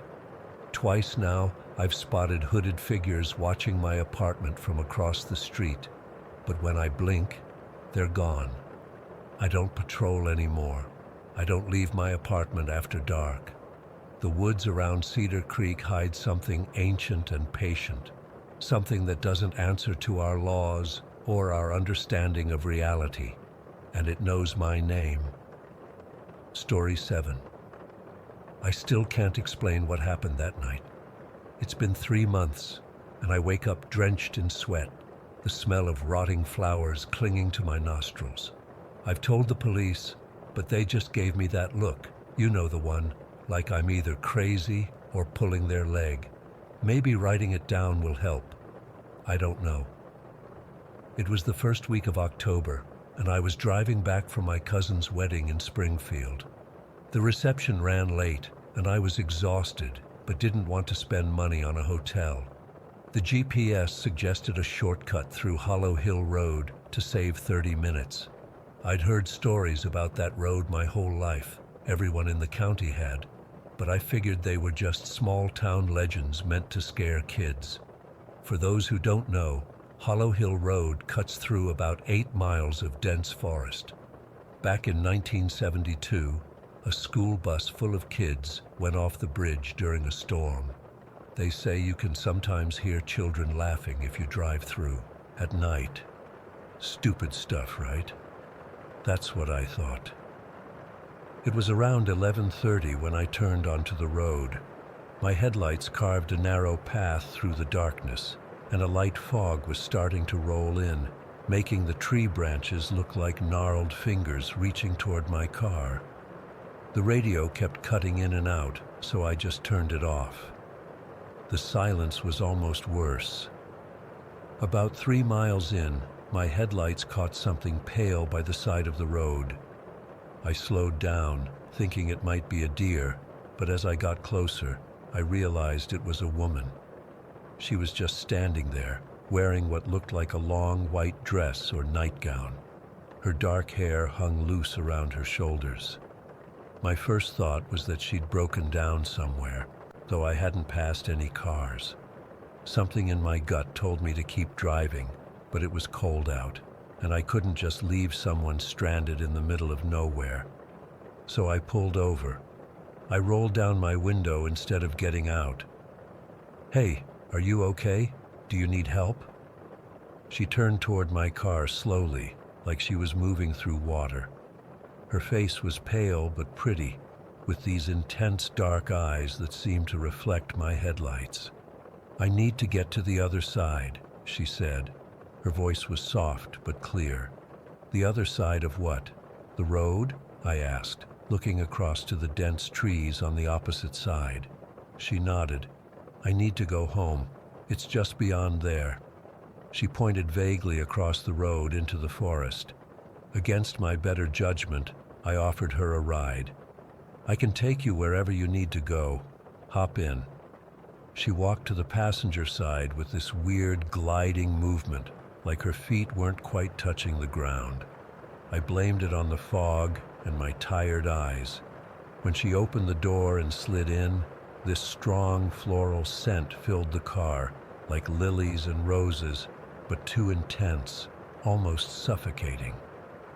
"Thanks for stopping," she said, her hands folded in her lap. They were so pale they almost glowed in the darkness of my car. "Not many people use this road anymore." "No problem. So where exactly am I taking you?" I asked, pulling back onto the road. "Just a little further. There's a path on the left." As we drove, the floral smell started to change. It became heavier, sourer, like flowers left too long in a vase of stagnant water. I cracked my window, but it didn't help. The temperature in the car seemed to drop suddenly. I could see my breath fogging in front of me, even though the heater was running. "Cold night," I commented, trying to make normal conversation while fighting the growing unease in my stomach. She didn't respond directly. Instead, she turned to look at me with those dark eyes. "Do you know what happened on this road?" "You mean the school bus accident?" "Yeah, I've heard about it." She shook her head slowly. "That's not all. There are many stories about Hollow Hill Road. Many souls lost." She looked out the window. "I died here 27 years ago." My hands tightened on the steering wheel. I forced a laugh. "That's not funny." "I'm not trying to be funny," she said simply. "My car went off the road on a night just like this. I was trying to get home to my little girl. She was only 3. I felt like I couldn't breathe. The rotting flower smell was overwhelming now. I wanted to stop the car and get her out, but some part of me was afraid to stop moving. "Look, I don't know what kind of joke this is." "It's not a joke," she interrupted. "I just want to go home. I've been trying for so long, but something won't let me. Something keeps me here." Her voice cracked with emotion that sounded genuine. The car's headlights suddenly flickered. Once, twice, then died completely. At the same moment, the engine sputtered and went silent. I coasted to the side of the road, my heart hammering in my chest. What the hell? I tried the ignition. Nothing. Not even a click. My phone was dead too, even though it had been at 60% when I checked it last. The woman grabbed my arm. Her hand, was ice cold, and I swear I could feel it through my jacket. "You need to run," she whispered urgently. "Now, get out and run." "What are you talking about? We need to—" "He's coming!" she suddenly screamed, her face transforming into something desperate and terrified. "He won't let me leave, and now he knows you're trying to help me." I looked out the windshield and felt my blood freeze. Standing about 20 feet in front of my car was a tall, dark figure. I couldn't make out any features except for two glowing red points where eyes should be. It wasn't moving, just standing there, watching. "Who is that?" I whispered. "The keeper," she said, her voice trembling. "He collects souls on this road, keeps them here. He's had me for 27 years. She pushed at my shoulder. "Go, run through the woods. There's another road about half a mile east. If you can reach it, you might escape." I didn't want to believe any of this, but that figure outside my car, there was something profoundly wrong about it. Something that triggered every primal fear response in my body. "Come with me," I said, fumbling for the door handle. She shook her head. "I can't go that far from where I died. Just run. Please." I burst out of the car and took off into the woods. I heard her voice behind me pleading, "Run faster. Don't look back." The forest was almost pitch black, but somehow I could see just enough to avoid crashing into trees. Branches whipped at my face and arms as I ran blindly, driven by pure terror. Behind me, I heard movement, something large pushing through the underbrush, gaining on me. The sound of snapping branches and heavy footfalls spurred me to run faster than I ever had in my life. The woman's voice seemed to follow me through the woods, sometimes sounding like she was right beside me, sometimes distant. "Keep going. He's coming. Don't stop." I tripped over a fallen log and went sprawling, the wind knocked out of me. As I struggled to breathe, I heard it getting closer. I scrambled to my feet and pushed on, my lungs burning, legs aching. Just when I thought I couldn't go any further, I spotted a faint glow through the trees. Streetlights. I burst through the tree line onto another road, smaller than Hollow Hill, but definitely a way out. And there, impossibly, was my car. The same car I'd left back on Hollow Hill Road. I didn't question it. I just yanked the door open, threw myself inside, and tried the ignition. Nothing. I tried again. Nothing. Behind me, I could hear something emerging from the woods. "Please, please, please," I begged, turning the key again and again. On the 5th try, the engine roared to life. I slammed it into drive and floored it, tires screeching on the pavement. In my rearview mirror, I saw the shadowy figure standing at the edge of the forest. The woman in white was beside it, her face twisted in anguish. As I watched, the figure turned its red gaze toward her, and she seemed to shrink in on herself. Then they both vanished as I rounded a curve. I drove straight home, nearly 90 miles, without stopping once. Every few minutes, I'd catch a whiff of that rotting flower smell, and my rearview mirror would show nothing but darkness, even when there should have been headlights from other cars. When I finally pulled into my driveway, I noticed something on the passenger seat. A small, dried flower. A lily, I think. I picked it up and it crumbled to dust between my fingers. The next day, I drove to the county library and researched accidents on Hollow Hill Road. It took hours of going through old newspapers on microfilm, but I found it. 27 years ago, a woman named Eleanor Crane drove off the road during a foggy night. Her car wasn't found for 3 days. She left behind a 3-year-old daughter. The article included a photo. It was her, the woman from my car. I've tried telling a few people what happened, but no one believes me. I've avoided that part of the county entirely since that night. Sometimes I wake up in the middle of the night and smell rotting flowers. just for a second. What haunts me most isn't the shadowy figure or even the ghost. It's the thought that Eleanor has been trying to get home to her daughter for 27 years, trapped on that road by whatever that thing was. And I left her there. I still hear her voice sometimes, in my dreams. I just want to go home. I wonder how many others have tried to help her over the years, only to flee in terror like I did. And I wonder if someday I'll be driving at night and see a woman in white by the side of the road, waiting for someone brave enough to help her find her way home. Story 8. I still can't believe I'm putting this in writing after all these years. My therapist says it might help, but I don't see how reliving the worst night of my life is supposed to make things better. I guess I'm hoping someone here might have answers, or at least believe me. It was October 12th, 2017. I remember because it was my 5th year on the force in Galesford. Just a normal Thursday night shift. I was with my partner, Rob Keller, patrolling the outskirts of town like we always did. Rob and I had been partners since the academy. He was the kind of guy who'd give you the shirt off his back and then crack some dumb joke about it. We were just finishing our coffee break when the call came in. Dispatch reported a disturbance at the old McGrath farm. Some teenagers had called saying they heard screams coming from inside. The place had been abandoned for at least a decade, ever since the McGrath boy disappeared. I still remember the search parties, the posters all over town. They never found him. "You think it's just kids messing around?" Rob asked as we pulled onto the dirt road leading to the farm. "Probably," I said, "but we should check it out anyway." The farm looked exactly how you'd expect an abandoned property to look.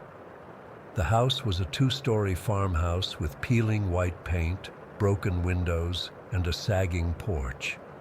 The barn out back was half collapsed. Even in the patrol car headlights, the place looked wrong somehow. I remember thinking how the darkness around the farm seemed thicker than normal. We parked about 20 yards from the house and grabbed our flashlights. The night was dead quiet. No crickets, no distant traffic, nothing. Just the sound of our boots on the gravel and the occasional creak of our gear.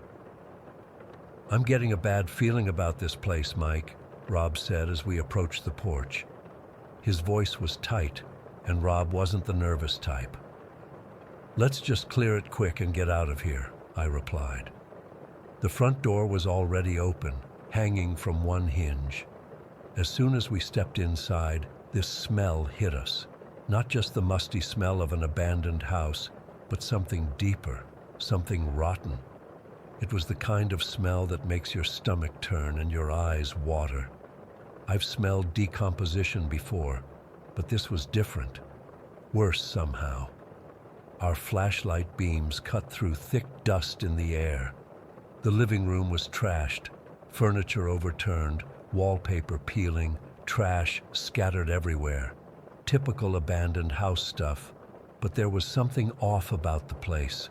The temperature inside was at least 10 degrees colder than outside, and I swear I could feel something watching us.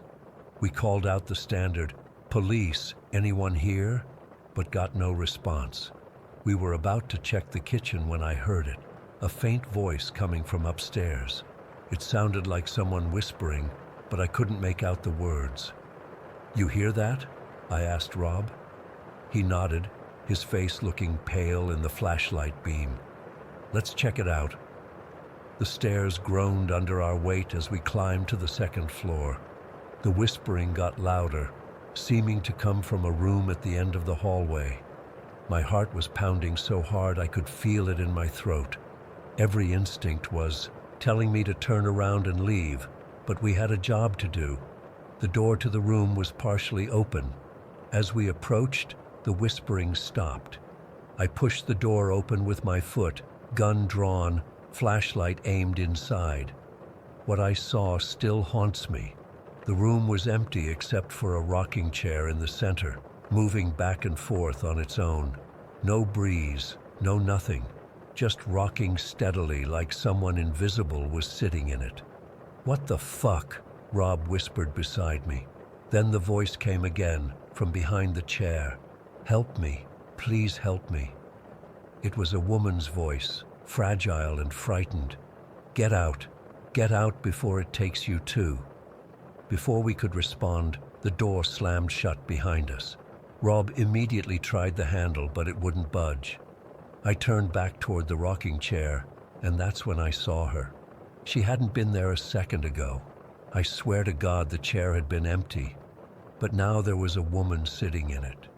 She was so thin she looked almost skeletal, with pale skin stretched tight over her bones. Her hair was long and matted, hanging in front of her face. But her eyes, Jesus, her eyes. They were wide open and completely black, and she didn't blink, not once. Her hands were trembling in her lap, and I noticed dark stains under her fingernails. Blood. It had to be blood. "Ma'am, are you okay?" I managed to ask, trying to keep my voice steady. "We're police officers. We can help you." She tilted her head at an unnatural angle, like her neck was broken. "You can't help me. No one can help me. It's too late." Her voice didn't match her mouth movements. It was like the sound was coming from somewhere else in the room. Rob was still struggling with the door. "Mike, this door won't fucking open. Something's holding it shut." I tried to focus on the woman, but something caught my eye. The corners of the room seemed to be moving, like the shadows were shifting and pulsing. I thought it was a trick of the flashlight at first, but then I realized the darkness was actually creeping toward us. The woman's whisper suddenly changed, becoming deeper, guttural. "I told you to leave. Now it's too late. It knows you're here." Our flashlights flickered and then went out completely. In the pitch darkness, I could hear Rob's panicked breathing next to me. I fumbled for my cell phone to use as a light, but it was dead too. As my eyes adjusted to the darkness, I could make out shapes on the walls. Names. Hundreds of names scratched into the wallpaper and wood.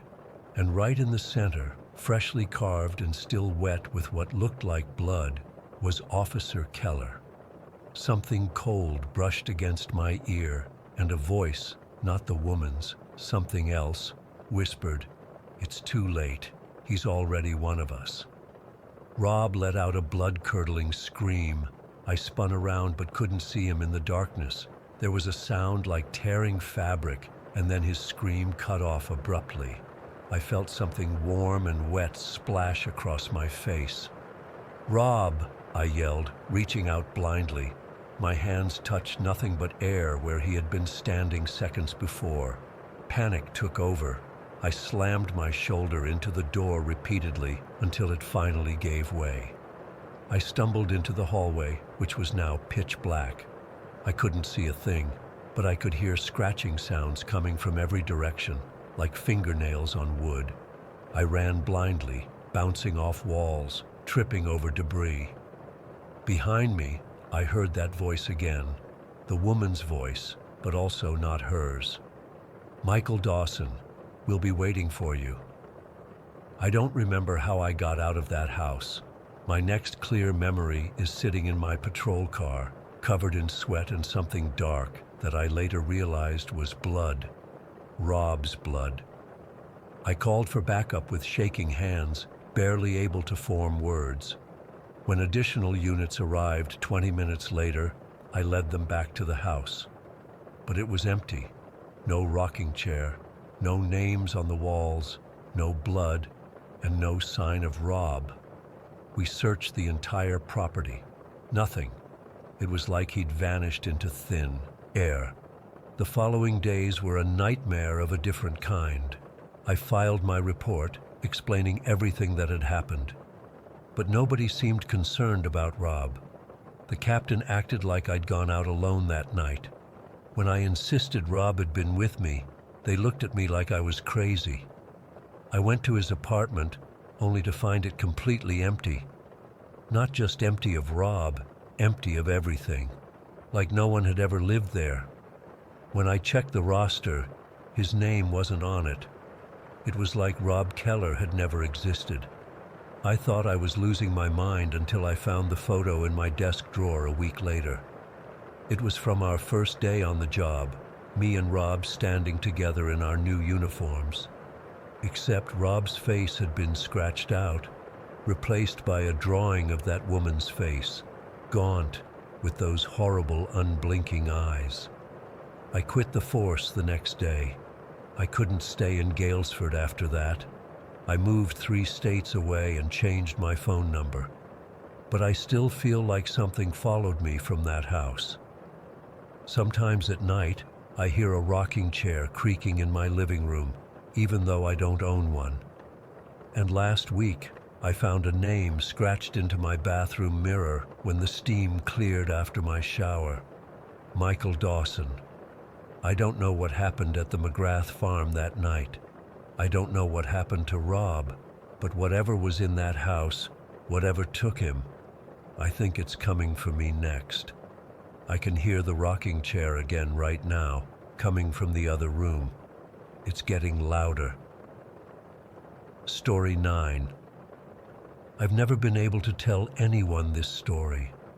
Not my family, not even my closest friends. It's been 3 years now, and I still wake up in cold sweats, still check my rearview mirror obsessively, still can't drive through wooded areas at night. I need to get this off my chest, even if no one believes me. I don't blame you if you think I'm crazy or making this up. I wish I was. It happened on October 23rd, 3 years ago. I was driving back from visiting my college buddy in Pittsburgh. It was around 11 at night, and I'd decided to take the back roads through rural Pennsylvania to avoid highway traffic. Big mistake. The GPS signal kept cutting out, and the roads were winding through dense forest, barely lit by my headlights. The trees seemed to close in, creating this tunnel effect that made me feel claustrophobic. I remember having this weird feeling even before anything happened, like something was watching me. I kept checking my mirrors, but there was nothing behind me except darkness. Just me, my old Honda Civic, and miles of empty road stretching ahead and behind. The temperature had dropped into the low 40s, and a light fog was rolling in, hanging just above the asphalt. I had the heater cranked, but I still felt cold. I remember thinking I should have just stayed at Mike's place for the night instead of trying to make the 3-hour drive home. I was about an hour into my journey when I saw her. At first, I thought it was just a trick of the light, the way the fog swirled in my headlights. But then the shape solidified into a woman standing at the side of the road. She was just standing there, not hitchhiking, not waving for help, just staring at my approaching car. I slowed down automatically. The rational part of my brain was screaming at me to keep driving, but something made me stop. Maybe it was the fact that we were miles from anywhere and the temperature was dropping fast. Maybe it was because she looked so out of place, wearing what looked like a white dress, torn at the hem, no coat despite the cold. I rolled down my passenger window. "Are you okay?" I called out.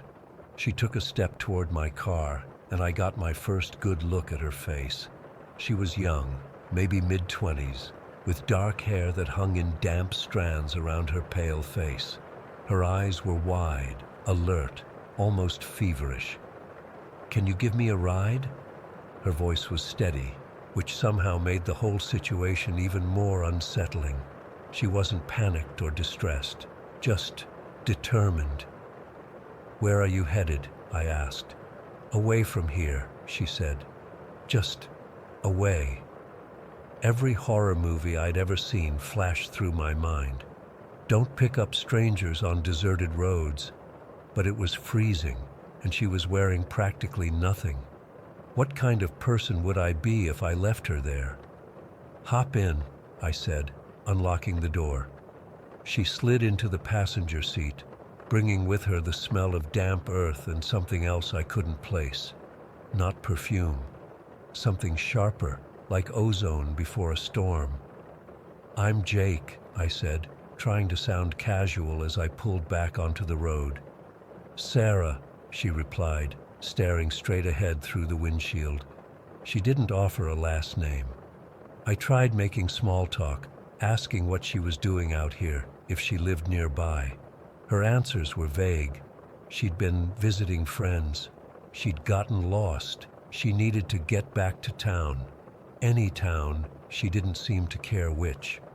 After about 15 minutes of awkward conversation that went nowhere, I gave up and turned the radio on low. Some late-night talk show, just background noise to fill the silence. That's when things started getting weird. Sarah kept looking in the side mirror, then twisting around to look out the back window. "Is everything okay?" I asked. "Do you see them?" she whispered. A chill ran down my spine. "See who?" "The shadows, following us." I checked my rearview mirror. The road behind us was empty. "There's nobody there," I said. She turned to look at me, her eyes suddenly intense. "Not on the road, in the trees." I glanced at the dense forest lining both sides of the road. The trees were just black silhouettes against a slightly less black sky. I couldn't see anything moving. "I think you're seeing things," I said, trying to keep my voice light. "The trees can play tricks on your eyes at night." She didn't respond, just kept staring out the windows, her body tense. The atmosphere in the car had changed. What had been merely uncomfortable was now oppressive. The air felt heavy, hard to breathe. I reached to turn up the heat, thinking maybe the cold was getting to both of us, making us jumpy. That's when it happened. Something dark darted across the road about 50 yards ahead. I slammed on the brakes instinctively. The car skidded slightly on the damp asphalt before coming to a stop. "Did you see that?" I gasped. Sarah's hand shot out and gripped my arm. Her fingers were ice cold. "Drive," she said. "Drive faster." "But what was—" "Drive!" she screamed, and something in her voice made me obey without question. I hit the gas, and the car lurched forward. "What was that?" I asked, my heart hammering in my chest. "A deer?" "Not a deer," she said. Her voice had gone flat, emotionless. "They're catching up." "Who is catching up? Sarah, what's going on?" "I shouldn't have gotten in your car," she said. "I've put you in danger too. I'm sorry." My hands were sweating on the steering wheel now. The road seemed to stretch endlessly before us, the trees pressing closer, the darkness deeper than before. I pushed the speedometer to 60, then 70, taking the curves too fast. "You're scaring me," I said. "Tell me what's happening." "They followed me out of the woods," she said. "I thought I'd lost them, but they never stop hunting once they've found you." "Who? Who's hunting you?" She just shook her head. "You wouldn't believe me. Just drive. If we can make it to town, to lights and people, we might be safe." I was about to press her further when I saw lights in the distance. The glow of a town on the horizon, maybe 5 miles away.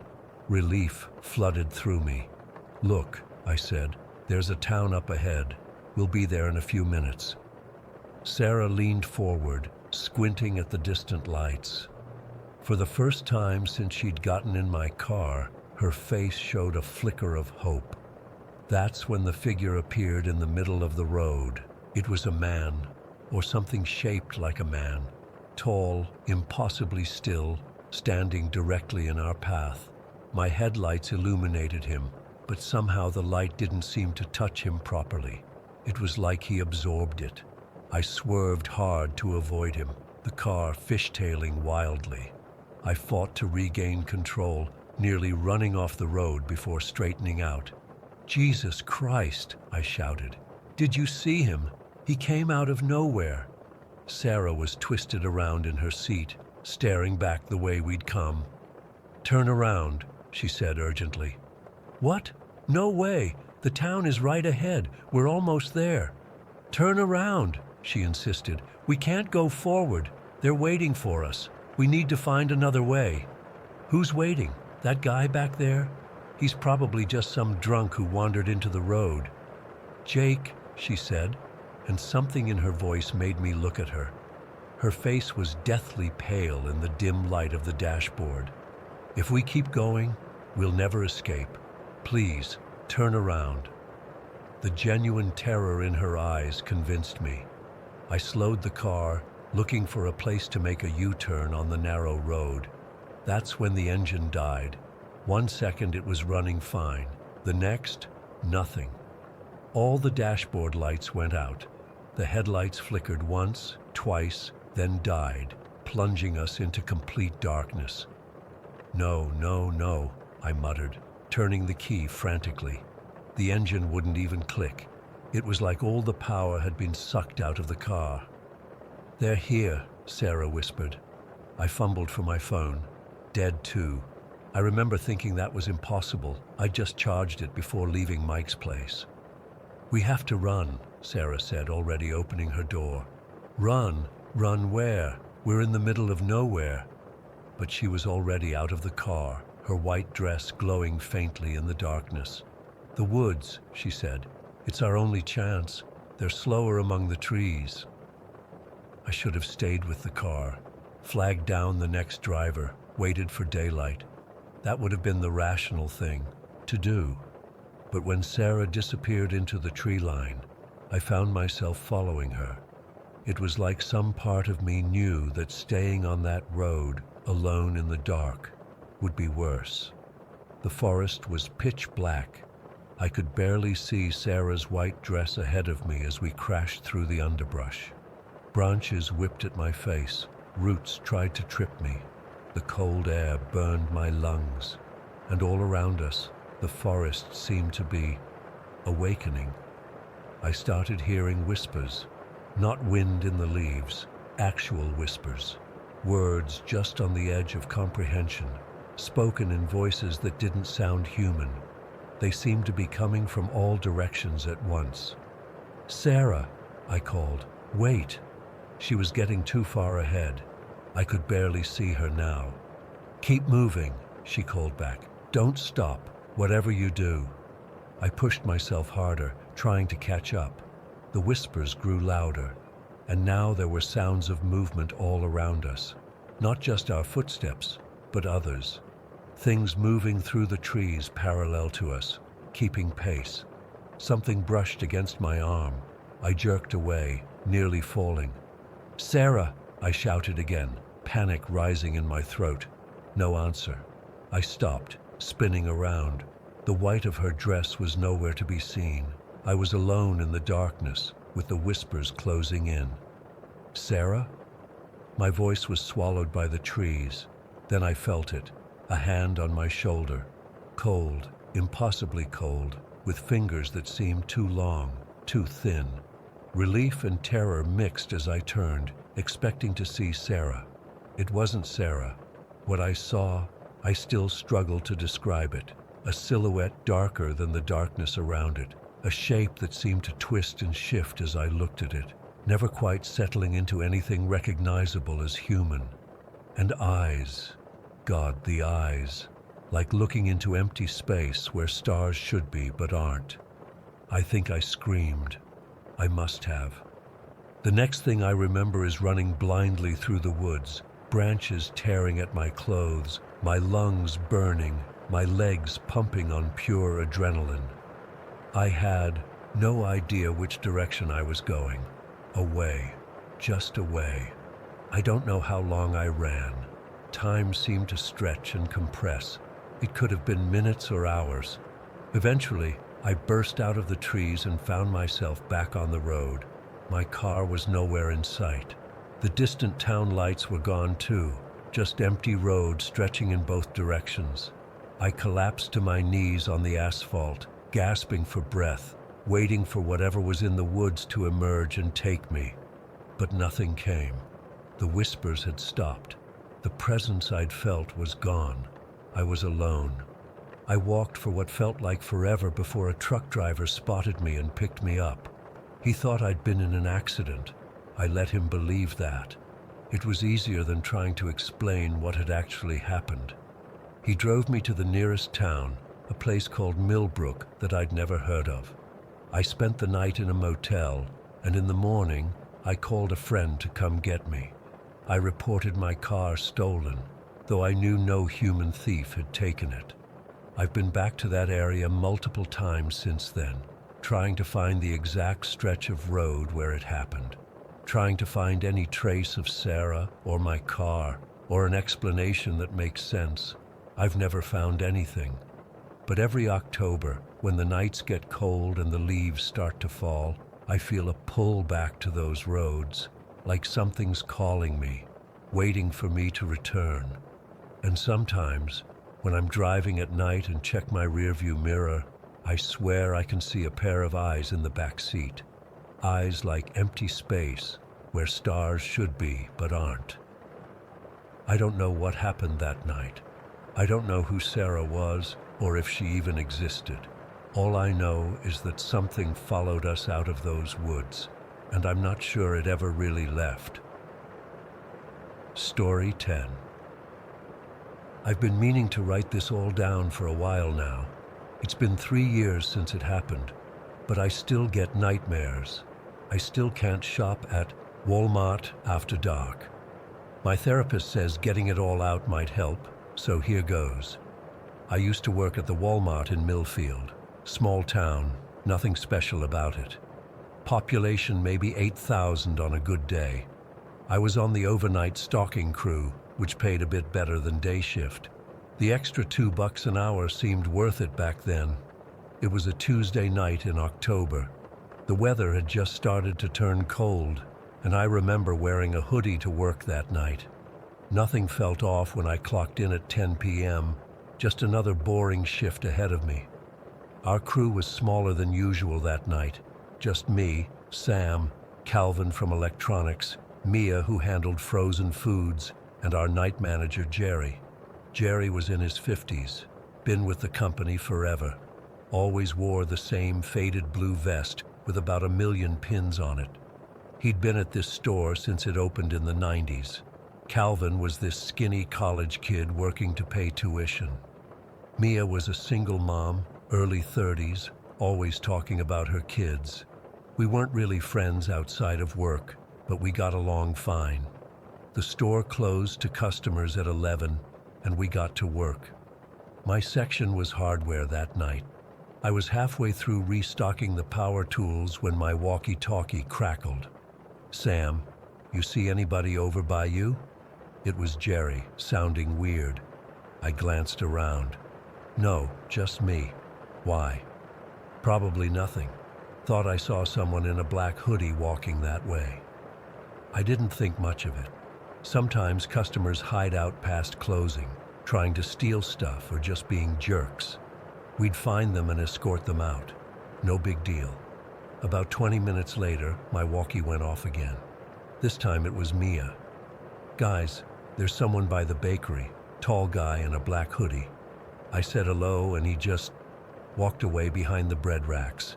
"Jerry, did you find that customer from earlier?" Jerry's voice came back tense. "Everyone meet at the security office, now." Something in his tone made my stomach drop. I left my cart and headed straight there. The security office was this tiny room crammed with monitors. All 4 of us barely fit inside. Jerry was already pulling up camera footage, fingers shaking slightly.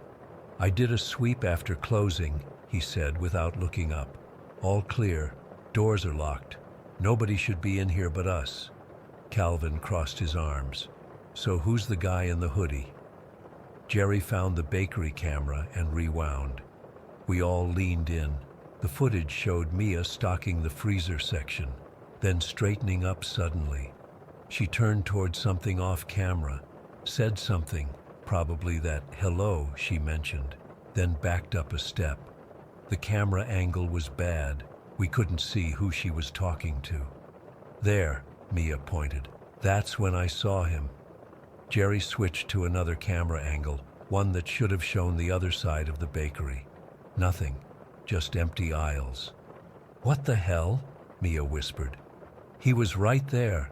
Jerry kept clicking through different cameras. I saw him by hardware earlier. Let me check those feeds. The hardware section cameras showed me working, then me answering my walkie and looking around. Nothing else. This doesn't make sense, I said. If someone's in the store, they have to show up somewhere.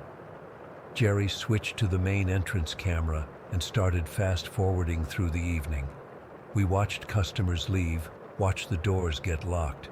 Nobody in a black hoodie. Then Calvin pointed at one of the other monitors. Wait, go back to camera 3. Jerry switched over. Camera 3 covered the main center aisle. He rewound a bit, then hit play.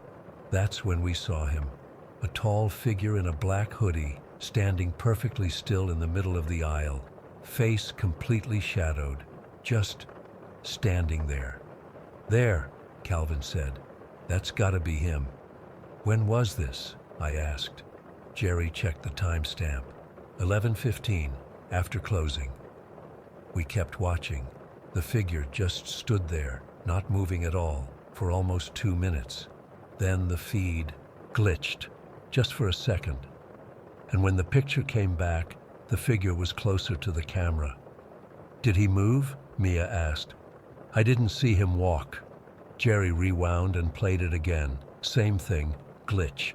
And suddenly the figure was closer. Another glitch, now closer still. We could almost see under the hood, but not quite. What the fuck is happening? Calvin whispered. The next glitch was longer, maybe 3 seconds of static. When the picture cleared, the hooded figure was right up against the camera.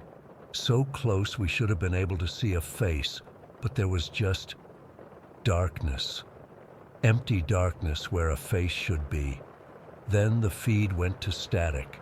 Jerry tried switching to other cameras, but they were all showing normal parts of the store. No sign of the hooded figure. Jerry, I said, trying to keep my voice steady. What the hell was that? He didn't answer right away. He just kept clicking through cameras, his face pale. Jerry? Mia pressed. He finally stopped and rubbed his eyes. This isn't the first time something like this has happened. We all stared at him. What do you mean? Calvin asked. Weird shit. Things moving on their own. Items disappearing from shelves and showing up in totally different departments. Last month, Alice from Day Shift found all the mannequins from the clothing department arranged in a circle in the garden center. Why didn't you say anything? I demanded. Corporate doesn't like us talking about it, Jerry said. Bad for morale or some bullshit. I've reported it, but they always say it's just shoplifters or pranksters. That wasn't a fucking prankster, Mia said, pointing at the snowy screen. People don't teleport. Jerry sighed. Look, we need to make sure this guy, whoever or whatever he is, isn't still in the store. Sam, Calvin, you two check the grocery side. Mia and I will check the general merchandise side. Stay on walkies. Report anything unusual. Are you serious? Calvin looked terrified. You want us to go looking for that? We need to know if there's an actual person in here, Jerry insisted. Could be someone messing with the cameras. Could be a glitch. Let's not jump to conclusions. I didn't want to go. Every instinct told me to get the hell out of that store. But I also didn't want to look like a coward. And honestly, I still half believed it was just some elaborate prank. So Calvin and I headed toward grocery, while Mia and Jerry went the other way. The store felt different now. Too quiet, too big, too dark in the corners. We checked each aisle systematically, calling out and listening. Nothing. Then we got to the frozen food section and stopped dead. Every single freezer door was wide open. Every single one, and they were all empty. No frozen pizzas, no ice cream, no TV dinners, nothing. "Did Mia say she was restocking these tonight?" Calvin whispered. I shook my head. She would have mentioned all the stock being gone. I keyed my walkie. "Jerry, we're in frozen foods. All the doors are open and everything's gone. Everything." Static was the only response. I tried again. "Jerry? Mia? Can you hear me?" Nothing but crackling static. Calvin and I looked at each other. His face was pale, eyes wide. "Let's go find them," I said. We turned to leave the frozen section when the lights went out. Not just in our section. The entire store plunged into darkness. The emergency lights kicked on a second later, casting everything in dim greenish light. Then we heard it. A crash from somewhere near the back of the store, like metal shelving being knocked over. Then a sound I'll never forget. A low, wet growl that no human or animal I know could make. It echoed through the store, raising every hair on my body. Calvin grabbed my arm. "Sam, we need to go. Now." We ran. Not toward the sound, away from it, toward the break room where we had our lockers and phones. I thought maybe we could call for help, or at least barricade ourselves in until we figured out what to do. We nearly collided with Jerry and Mia in the main aisle. They were running too. "Did you hear that?" Mia gasped. "Break room," Jerry ordered. "Now." We made it there, and Jerry immediately locked the door behind us. The break room was small, just a table, some chairs, a microwave, and our lockers. The only window was a small one in the door. "What the fuck is happening?" Calvin demanded, his voice cracking. Jerry was already pulling his phone out. "I'm calling the police." "What about the security system?" I asked. "Doesn't it automatically call police when the power goes out?" "It should," Jerry said, phone to his ear. "But I'm not taking any chances." Mia was peering out the small window. "I can't see anything out there." "Get away from the door," Jerry said sharply. That's when we heard footsteps. Slow, deliberate footsteps coming down the hallway toward the break room. Jerry was talking quietly to the police dispatcher, telling them we had an intruder, possibly dangerous. The footsteps stopped right outside our door. We all froze, barely breathing. Then the handle jiggled, once, twice. The door rattled in its frame. "They're sending officers," Jerry whispered, putting his phone away. 10 minutes. 10 minutes felt like a lifetime as we watched the door handle continue to move. Then it stopped. Silence for maybe 30 seconds. A knock. Soft at first, then louder. 3 distinct knocks. "Hello?" A voice called from the other side, a child's voice. "Is anyone in there? I'm lost. Can someone help me?" My blood turned to ice. There shouldn't be any child in the store at 1 in the morning. Mia stepped toward the door, but Jerry grabbed her arm. "Don't," he hissed. "But it's a kid," she whispered back. "Please," the voice called again, sounding scared now. "I can't find my mom. I'm all alone." Calvin was shaking his head frantically. "That's not right," he whispered. "That's not right." The voice changed then, mid-sentence. "I'm scared and I need... Help me open the door. Now!" It wasn't a child's voice anymore. It was deep, guttural, distorted, like someone had a child's voice recording and was playing it through broken speakers. The door suddenly shook violently, like something huge had slammed into it. The hinges groaned. "Let me in, let me in, let me in." The voice wasn't even trying to sound human anymore. It was screeching, multi-layered, like multiple voices screaming in unison. The pounding got worse. The door was bending inward with each impact. The small window in the door shattered, sending glass across the floor. But nothing reached through. There was just darkness beyond. Then laughter. High, manic laughter that made my skin crawl.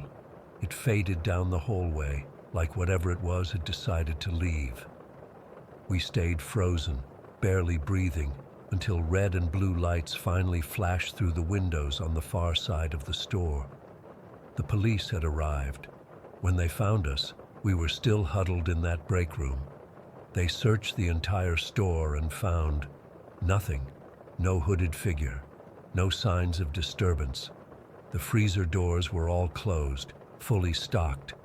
The security footage from the entire night was just static. The police thought we were on drugs or pulling a prank. They took our statements, but I could tell they didn't believe us. 4 employees collectively hallucinating the same thing. Yeah, right. Mia, Calvin, and I quit the next day. Jerry didn't. He stayed on, never mentioned that night again. Last I heard, he's still the night manager there. I moved to a bigger city about an hour away, got a day job. I still can't walk into a Walmart after dark. I still wake up hearing that laughter, that horrible voice begging to be let in. Sometimes I wonder if it's still there, waiting in that store, waiting for someone else to see it. Sometimes I drive by the Millfield Walmart late at night and see the lights on inside, knowing the night crew is working. And I wonder if they've seen him yet, the man in the black hoodie who flickers in and out of existence. And I wonder what would have happened if we'd opened that door. Story 11. I still can't sleep with the lights off. It's been 3 months since that night on Highway 117, and I've tried everything. Therapy, meditation, even those stupid essential oils my sister keeps sending me. Nothing helps.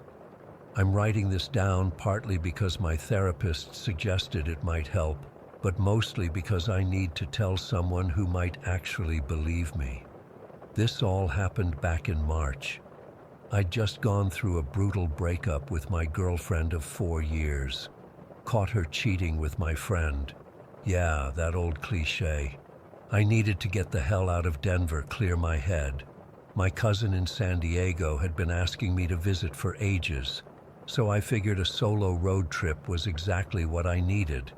No distractions, just me, my thoughts, and the open road. I left early on a Tuesday morning. The first day of driving was actually therapeutic. I blasted music I hadn't listened to in years, stopped at random roadside attractions, took photos of absolutely nothing important. For the first time in weeks, I wasn't obsessively checking my ex's social media or replaying arguments in my head. Everything was fine until I hit Utah on the second day. I was making good time when I saw those orange construction signs warning about delays on I-15. My GPS estimated an hour-long backup, and I was already antsy from sitting all day. That's when I made the decision that's haunted me ever since. I decided to take a detour. The GPS rerouted me onto Highway 117. I'd never heard of it before, but it seemed like a decent alternative. A 2-lane road cutting through southern Utah that would eventually connect back to my route. It looked like it would add maybe 40 minutes to my drive, but at least I'd be moving. At first, the detour was actually nice. The landscape was beautiful in that stark desert way, all red rocks and distant mesas. The sun was starting to set, casting everything in this golden orange glow. I remember thinking it looked like something from a postcard. I even pulled over once to take a few photos to post later. But as the sun dipped below the horizon, something changed. It's hard to explain, but the air felt different. The temperature dropped suddenly, which I initially chalked up to desert nights being cold. But this was different. It felt unnatural, like walking into a freezer. I cranked up the heat in my car. Then I noticed the stars. They seemed wrong somehow, too bright, too close, like they were watching me. And the road signs. This is going to sound crazy, but they disappeared after I passed them. I'd see a sign for a town 20 miles ahead, drive past it, and when I checked my rearview mirror, the sign was gone. Just empty desert where it had been. I tried to call my cousin to let him know I might be late, but there was no service, not even a single bar. My GPS was still working somehow, but it kept recalculating, the arrival time getting later and later. I started to feel uneasy, but told myself I was just tired and still emotional from the breakup. It was fully dark, around 9 in the evening, when I saw her. There was this bend in the road, and as I came around it, my headlights swept across a figure standing on the shoulder. A woman in a pale, flowing dress. She had her thumb out, a hitchhiker. I slowed down instinctively. Out here, in the middle of nowhere, at night. It seemed dangerous for her to be alone, but as I got closer, something felt off. She was just standing there, not looking at me or my approaching car, just staring down at the ground. Her face was so pale it almost seemed to glow in my headlights. Her skin looked almost translucent, like I could see through it if I tried hard enough. Every instinct told me to keep driving, so I did. I pressed the gas and drove right past her without stopping. I remember making eye contact with her for just a split second as I passed. Her eyes were dark, not just brown, but unnaturally dark, like holes in her face. The moment I passed her, the temperature in my car plummeted. The heat had been blasting, but suddenly I could see my breath. Frost, actual frost, started forming on the inside of my windshield. My hands were shaking so badly I nearly drove off the road, and then I looked in my rearview mirror. She was sitting in my back seat. I'm not exaggerating when I say my heart nearly stopped. She was just there. Her dark eyes locked on mine in the mirror. Her skin so pale it looked blue in the dim light of my car. Her dress was old-fashioned, like something from the 50s, and it seemed to move slightly, even though there was no breeze inside the car. I screamed and swerved, nearly crashing into a ditch. When I managed to straighten out the car, I immediately looked over my shoulder. The back seat was empty. I pulled over, hands shaking so badly I could barely turn the steering wheel. I turned on all the interior lights and checked every inch of my car. Nothing. No one. I was alone.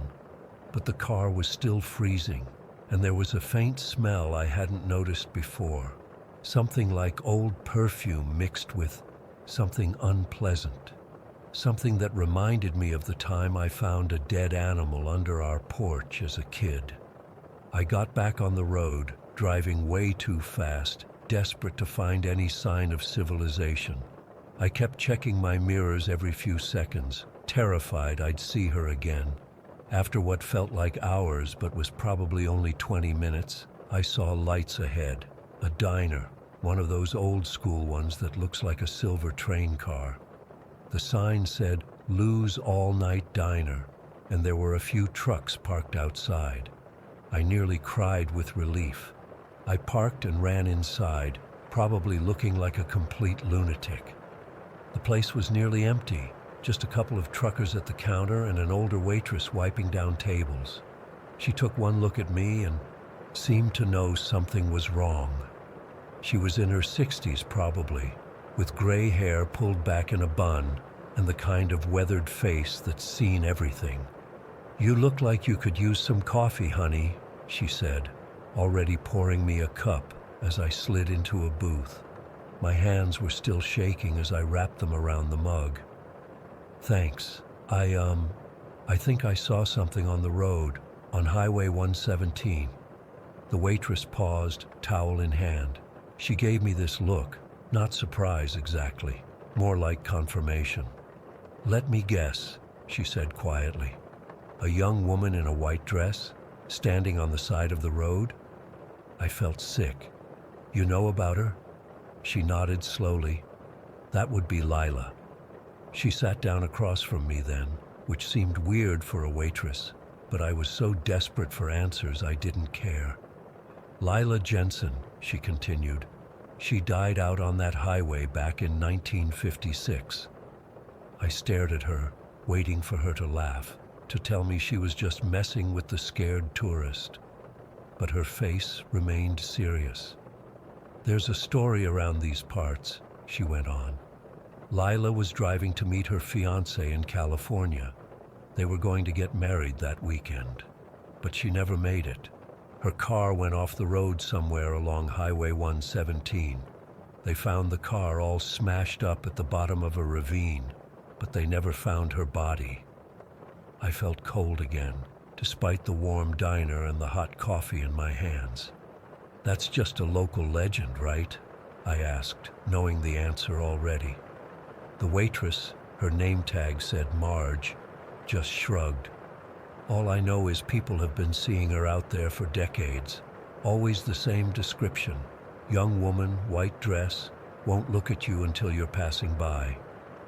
"She was in my car," I whispered. "I saw her in my back seat." Marge didn't look surprised. "That happens sometimes, usually to people who don't stop for her." "What happens to the people who do stop?" I asked, though I wasn't sure I wanted to know. "Most of them don't make it out," she said simply. "Their cars are found abandoned on the highway. Some turn up later, miles away, with no memory of how they got there. Some don't turn up at all." I must have looked skeptical despite my fear, because Marge stood up and gestured for me to follow her. She led me to a wall near the restrooms that was covered in old photographs, the kind of local history display you see in small-town diners. "That's her," Marge said, pointing to a black and white photo. And it was. The same woman I'd seen on the road. In the photo, she was smiling, standing next to an old car, wearing that same dress. She looked normal, happy even.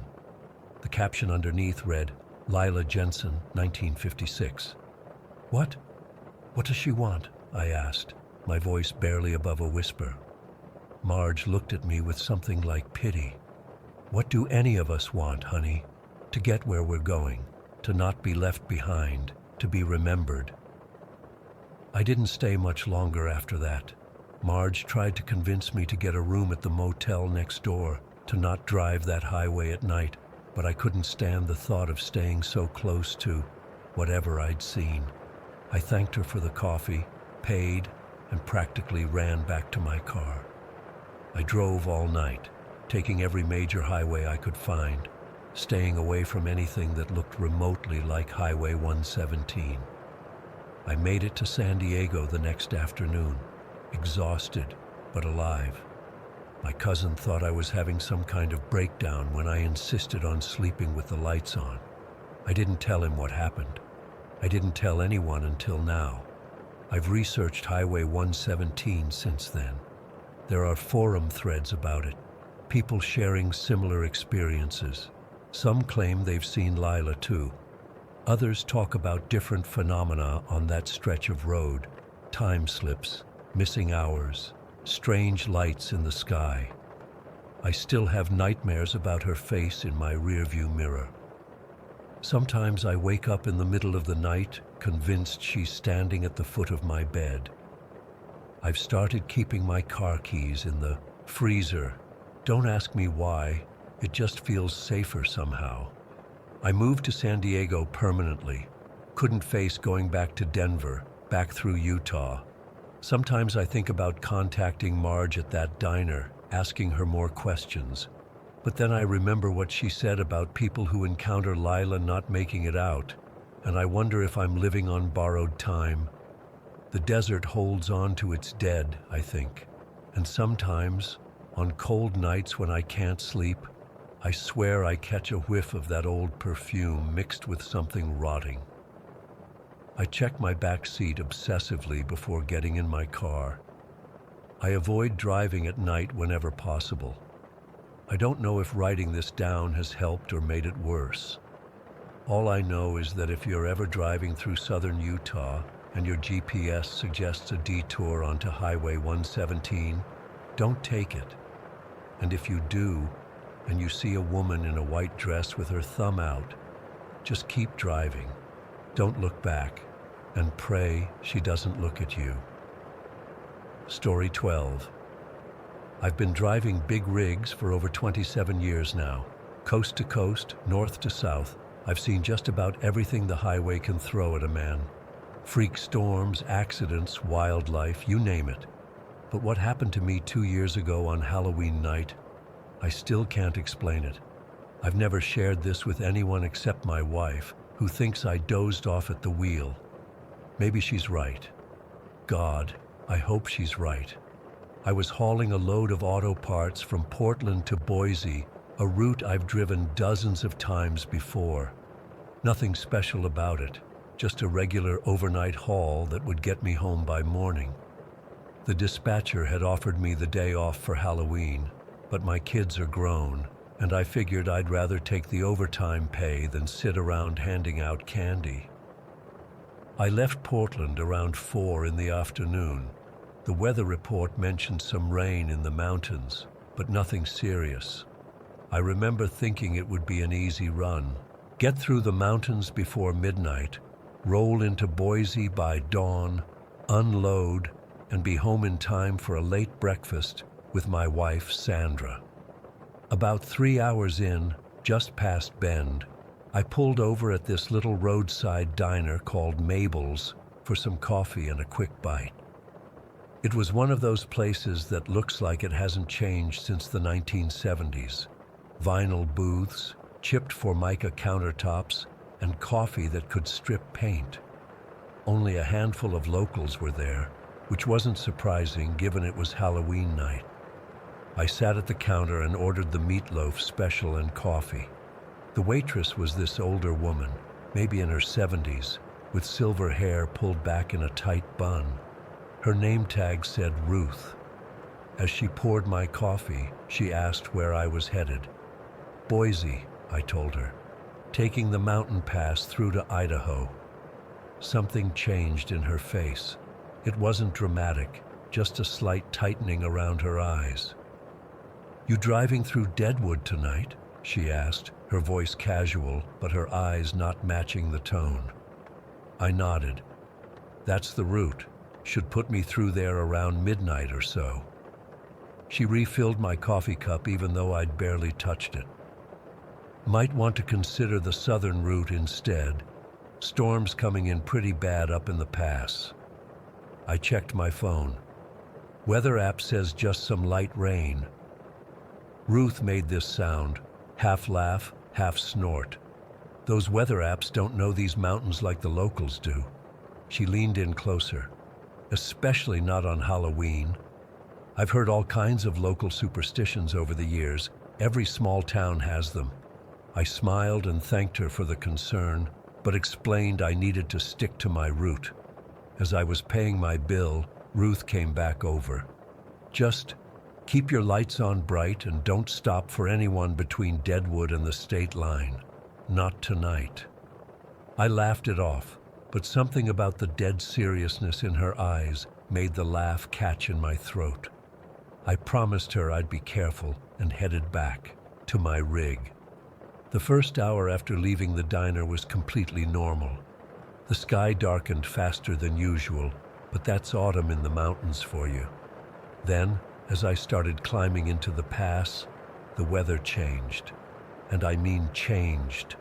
1 minute it was clear with just a few raindrops hitting the windshield. The next, I was driving into what felt like a solid wall of rain. The temperature dropped about 15 degrees in what seemed like seconds. I slowed down to 45 miles per hour, then 35 as visibility worsened. The rain was coming down so hard it sounded like someone was throwing handfuls of gravel at my windshield. My wipers could barely keep up. That's when the radio started acting up. I always keep it on some classic rock station to help pass the time, but suddenly it switched to static. I tried finding another station, but there was nothing but white noise on every frequency. Then the static cleared for just a second, and I swear I heard a child's laugh before it went back to hissing static. I turned it off. Around 11:30, I passed the sign for Deadwood. It's not really a town anymore, just a name on a map and a few scattered buildings. The rain had let up slightly, but now a thick fog was rolling in, hugging the ground and swirling in my headlights. That's when I noticed something odd about the color of the fog. Most fog has that bluish-white glow in headlights, but this had a yellowish tint to it, like old cigarette smoke. I was taking a sharp curve, going maybe 25 miles per hour, when my headlights swept across something on the side of the road. I thought it was a deer at first. We get a lot of those in the mountains. But as the beams fully illuminated it, I realized it was a person, a man, standing perfectly still at the edge of the tree line. He was tall and painfully thin, wearing what looked like an old-fashioned long coat that hung off his frame like it was on a wire hanger. He didn't move as my lights hit him, didn't turn or shield his eyes. He just stood there, staring at my truck. Now, I've picked up plenty of hitchhikers in my day, though less so in recent years with all the horror stories you hear. But there was something about this guy that set off every alarm bell in my head. He was too still, too wrong. I slowed down even more, partly out of caution and partly because I couldn't stop staring at him. As I got closer, he took a single step toward the road. That's when my high beams fully caught his face, and I felt my blood turn to ice in my veins. His face wasn't a face at all, at least not a living one. It was like looking at a skull with just the thinnest layer of yellowish skin stretched over it. His eyes were black voids, not just dark but empty, like looking into holes cut into reality. His mouth was fixed in what I can only describe as a permanent grimace, showing teeth that were too long, too numerous. I'm not a fanciful man. I don't believe in ghosts or monsters. But in that moment, I knew with absolute certainty that what I was looking at wasn't human. It never had been. My hands gripped the wheel so tight my knuckles turned white. I couldn't look away from those eyes. Those horrible empty eyes that somehow still felt like they were staring right into me, seeing things no one should be able to see. The figure raised one hand, a bony, almost translucent thing with fingers too long and too jointed, and pointed down the road ahead of me. Not at me, but beyond me, like it was giving directions. That's when my radio turned itself back on.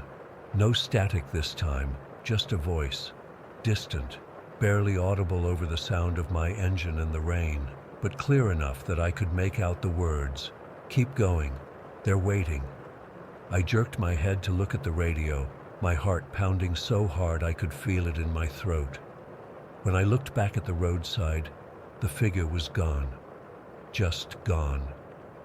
There was nowhere it could have moved to that quickly. The trees were too far back, the ditches too shallow to hide in. It had simply vanished. I hit the gas harder than I should have on those wet roads. My tires spun for a second before catching, and I accelerated away from that spot as fast as I dared. My hands were shaking so badly I could barely keep the wheel straight. The fog grew thicker as I drove, to the point where I could only see maybe 30 feet ahead of me. I kept checking my mirrors, convinced I would see that figure again, maybe closer this time, maybe right behind me in the cab. But there was nothing. Then I noticed headlights in my rearview mirror. They appeared suddenly, as if a car had just materialized on the road behind me. They were too bright, with that same unnatural yellowish glow as the fog, and they were maintaining a perfectly consistent distance behind me, despite the winding road. I sped up. The lights sped up. I slowed down. The lights slowed down. Always the same distance, never closer, never farther. There was something mechanical about it, too precise to be a normal driver. After about 10 minutes of this, the headlights suddenly vanished. Not like they turned off, but like they blinked out of existence mid-curve. 1 second they were there, the next, nothing but darkness behind me. I was breathing so hard I was starting to get lightheaded. I cracked my window for some air, and that's when I heard it. A low, moaning sound that seemed to be coming from the forest on both sides of the road. Not an animal sound, not the wind. It was almost like singing, but with no melody, no words, just a continuous droning that made the hair on my arms stand up. I rolled the window back up and focused on the road. Just get through this, I told myself. Just get to the state line. The rational part of my brain was working overtime, trying to explain everything. I was tired. The fog was playing tricks on my eyes. The strange man was just some homeless person with an odd appearance. But I knew better. Deep in my gut, in that animal, part of the brain that recognizes danger, I knew this wasn't normal. About 5 miles past where I'd seen the figure, my headlights caught something in the middle of the road. I slammed on my brakes, the truck skidding slightly on the wet asphalt before coming to a stop about 20 feet from what I now saw was a woman. She was standing perfectly still, right in the center of my lane. She had long dark hair hanging loose around her face, and she was wearing what looked like a white dress, torn and dirty at the hem. Her feet were bare. I sat there for a moment, engine idling, not sure what to do. Every instinct told me to throw the truck in reverse and get the hell out of there, but I couldn't just run her over. What if she was real? What if she needed help? I rolled down my window just a crack and called out, "Hey, you need to get out of the road. It's dangerous." She didn't move, didn't even seem to register that I'd spoken. "Mom, are you okay? Do you need help?" Slowly, so slowly it barely seemed like movement at first, she raised her head to look directly at me. Even through the rain and fog, I could see her eyes, pale, almost colorless, like frosted glass. "They never stop," she said, her voice somehow perfectly audible despite the distance and the noise of the rain. "They just keep going." Then she smiled. It wasn't a normal smile. It stretched too wide, showed too many teeth, and as I watched, horrified, she began to fade. Not walk away, not step aside, actually fade, like an image being erased, until there was nothing there but empty road. I don't remember hitting the gas. I don't remember the next several miles at all. My next clear memory is of checking my watch and seeing it was just after 3 in the morning. The rain had stopped, but the fog was still thick around me. That's when I saw them. On both sides of the road, standing in perfect stillness, were people. Dozens of them. Men, women, even children. All wearing clothes from different eras. Some that looked centuries old, others more modern. All with that same pale, almost translucent skin. All with those empty, watching eyes. They lined the road like some macabre honor guard, standing just at the edge of my headlights' reach. None of them moved as I drove past. None of them spoke. They just watched. And among them, standing at what I somehow knew was the exact spot where the state line crossed the highway, was the first figure I'd seen, that tall, skeletal man in the tattered coat. As I approached, he raised his hand again, but this time it wasn't pointing. It was a gesture of farewell. I crossed the state line doing nearly 70 miles per hour, my truck roaring in protest at the abuse. And just like that, I drove out of the fog into clear, star-filled night. My rearview mirror showed nothing but empty road behind me, the fog bank ending as abruptly as it had begun. The rest of the drive to Boise was uneventful. The sun came up, birds sang. The world went about its normal business as if nothing had happened.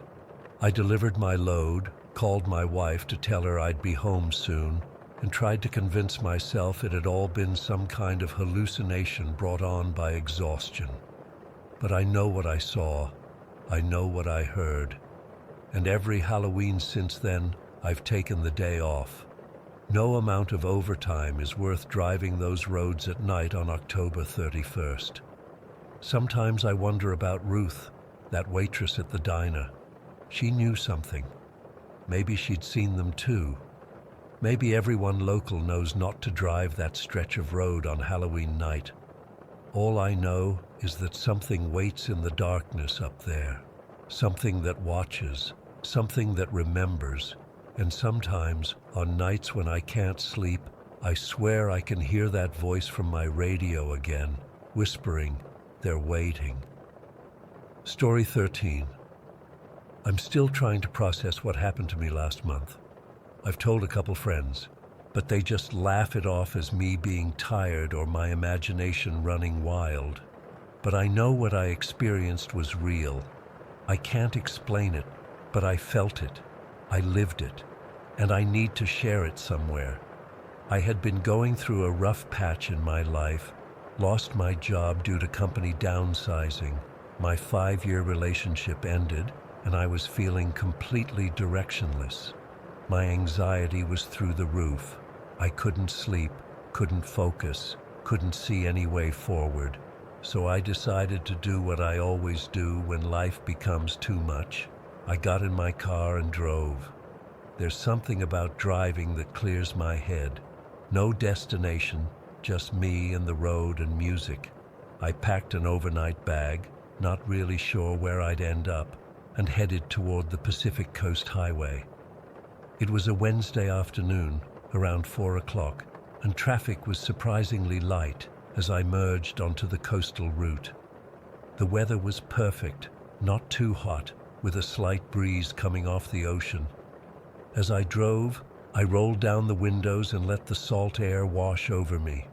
For the first time in weeks, I felt like I could breathe. The tension in my shoulders started to release. I cranked up the radio, singing along to 90s hits, not caring how off-key I sounded. I drove for hours, watching the sun slowly sink toward the horizon, painting the sky in shades of orange and pink. There's something about watching the sunset over the Pacific that makes your problems seem smaller. I wasn't keeping track of time or miles, just driving and breathing and trying to let go of everything that had been weighing me down. By the time darkness fully settled, I realized I was starving. I hadn't eaten since a quick breakfast sandwich around 9 that morning.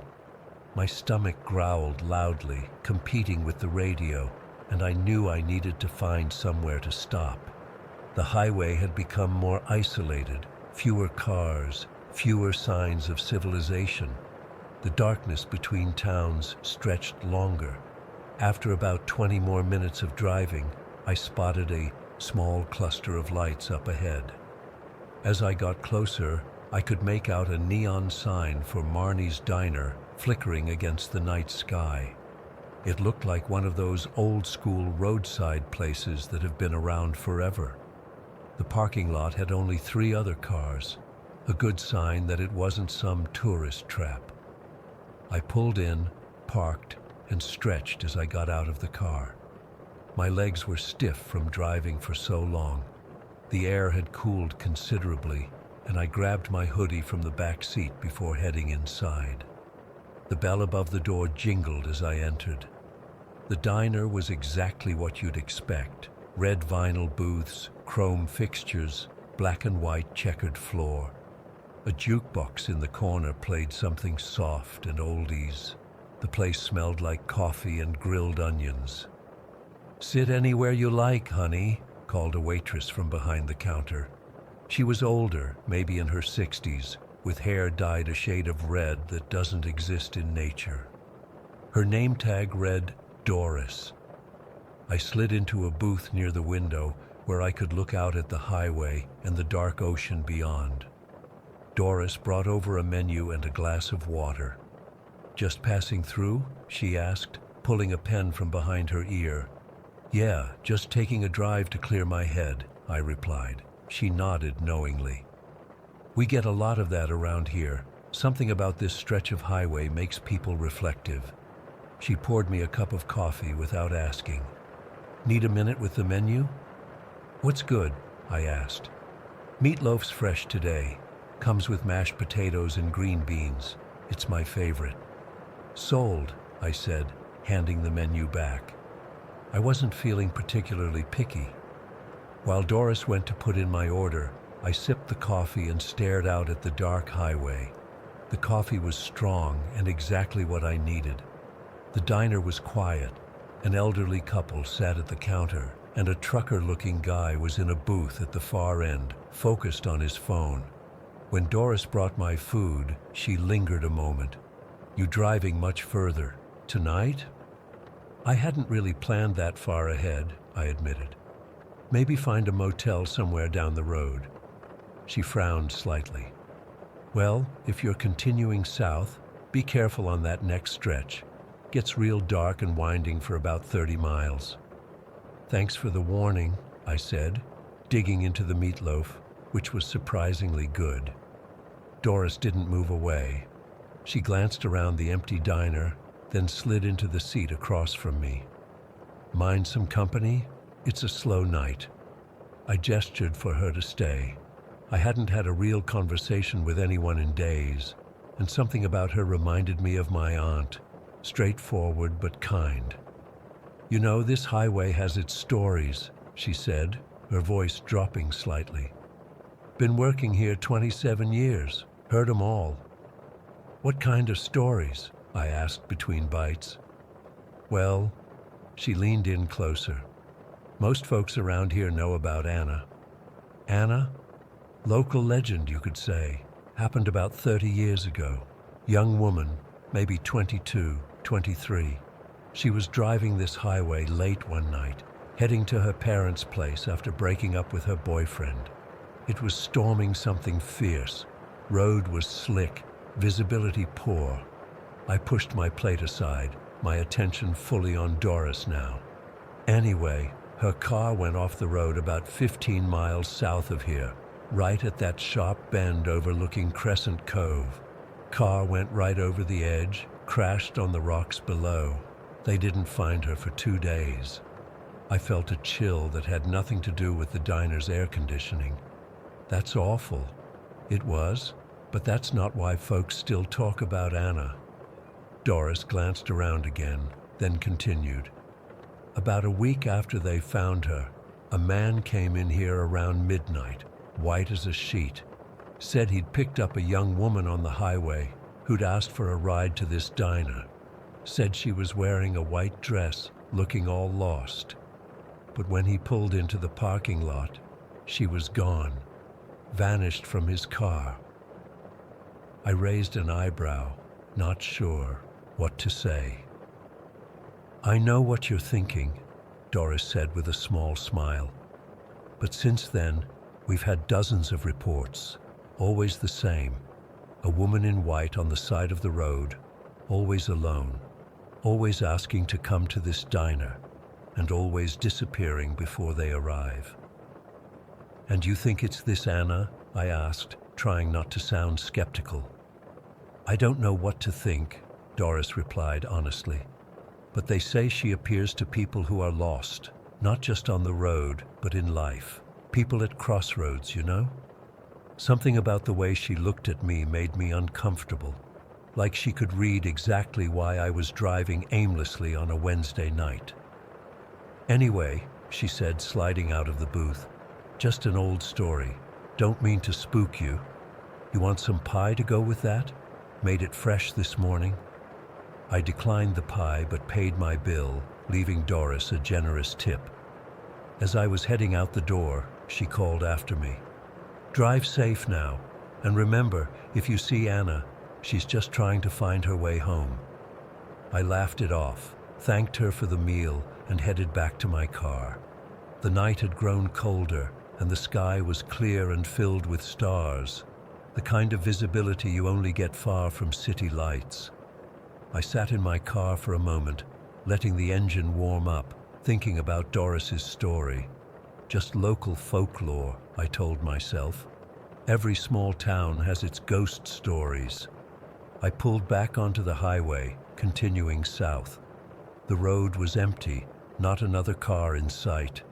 My headlights cut through the darkness, illuminating the winding road ahead and occasionally catching the reflective eyes of animals in the brush alongside the highway.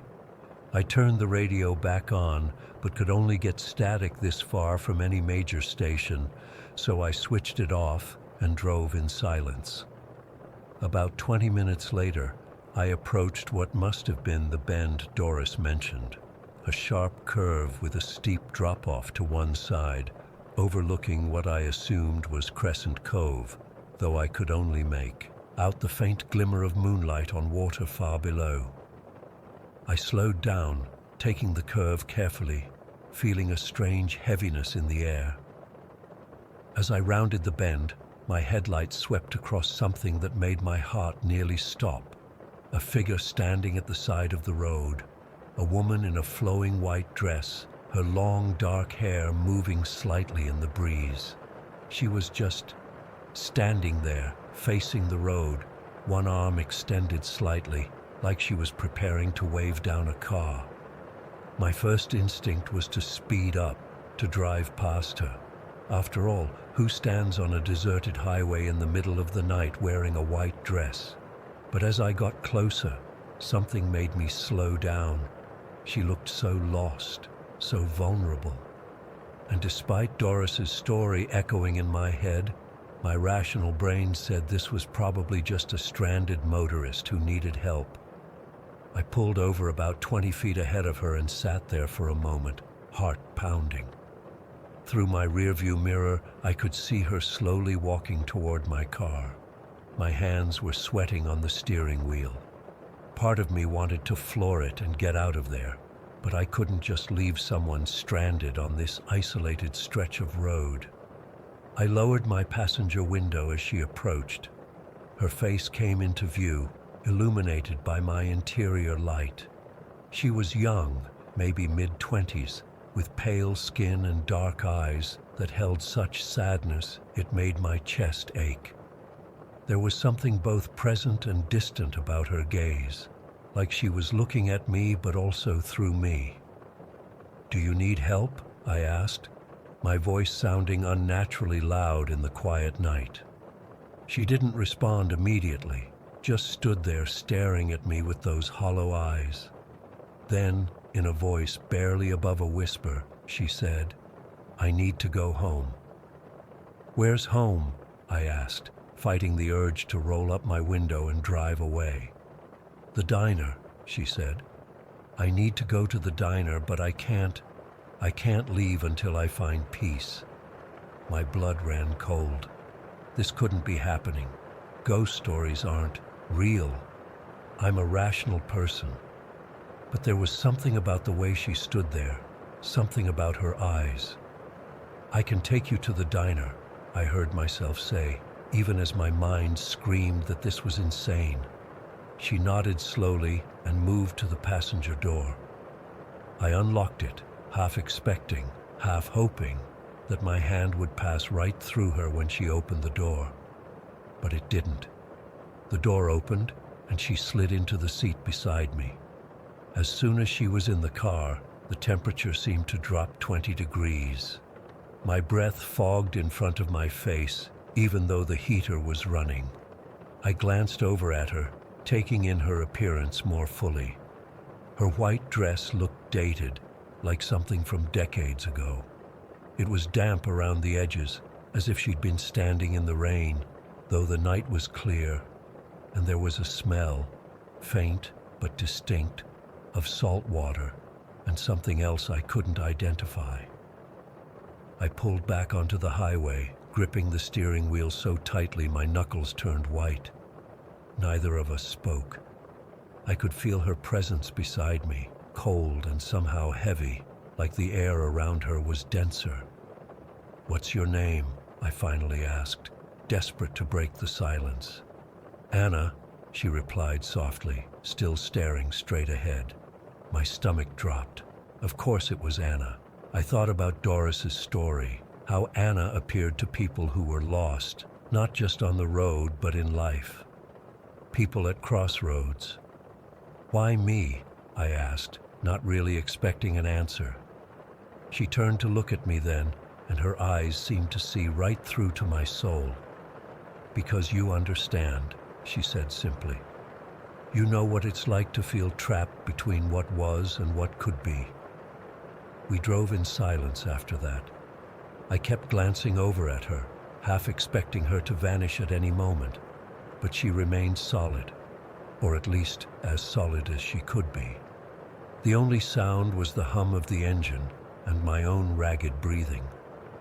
As we approached the diner, its neon sign glowing in the distance, I felt a shift in the air. The cold intensified briefly, then began to recede. I looked over at Anna, and she was smiling faintly, looking ahead at the diner. "Thank you," she whispered. I pulled into the parking lot, but before I could even put the car in park, I knew she was gone. The passenger seat was empty. The cold was gone. There was no evidence anyone had been sitting beside me just seconds before. My hands were shaking so badly I could barely turn off the engine. I sat there for several minutes, trying to process what had just happened. Had I imagined it? Was I so tired, so emotionally drained, that my mind had conjured up the very ghost Doris had just told me about? But I knew it had been real. I could still feel the lingering cold, could still smell that faint scent of salt water. I don't know what compelled me to go back into the diner, but I found myself walking through the door again, the little bell announcing my return. Doris looked up from wiping down the counter, surprise evident on her face. "Forget something, honey?" she asked. "I saw her," I said, my voice unsteady. "I saw Anna." Doris's expression softened. She gestured for me to sit at the counter and poured me a fresh cup of coffee. "Tell me," she said quietly. So I did. I told her everything. How Anna had appeared at the curve, how she'd gotten into my car, how cold it had been, what she'd said about not being able to leave until she found peace, how she'd disappeared as we approached the diner. When I finished, Doris nodded slowly. "You're not the first," she said, "and you won't be the last. But you did something important tonight. You helped her find her way back here." "But why here? Why this diner?" "This was where she was heading that night," Doris explained. "Her parents were waiting for her. She never made it. Some folks think she's still trying to complete that journey, over and over." "She said something about finding peace," I said, remembering Anna's words. "Maybe that's what she needs. Someone to acknowledge her journey, to help her complete it. Maybe you gave her that tonight." I stayed at the diner for another hour, talking with Doris, trying to make sense of what had happened. When I finally left, I felt different. Not exactly better. I was still shaken to my core, but something had shifted.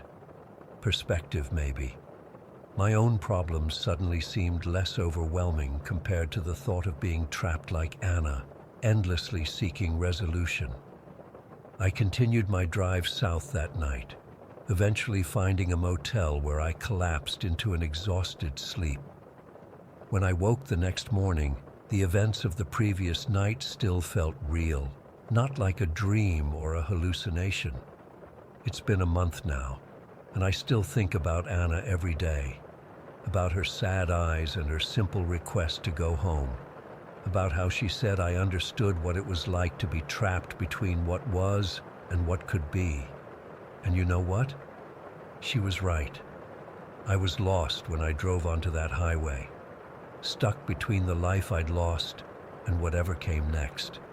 But after that night, I found myself able to move forward in a way I hadn't before. I don't expect anyone to believe me. Hell, I'm not sure I would believe it if someone else told me this story. But I know what I experienced. I know Anna was real as grief, as real as being lost, as real as finding your way again. I drive that stretch of highway regularly now. I never see her anymore.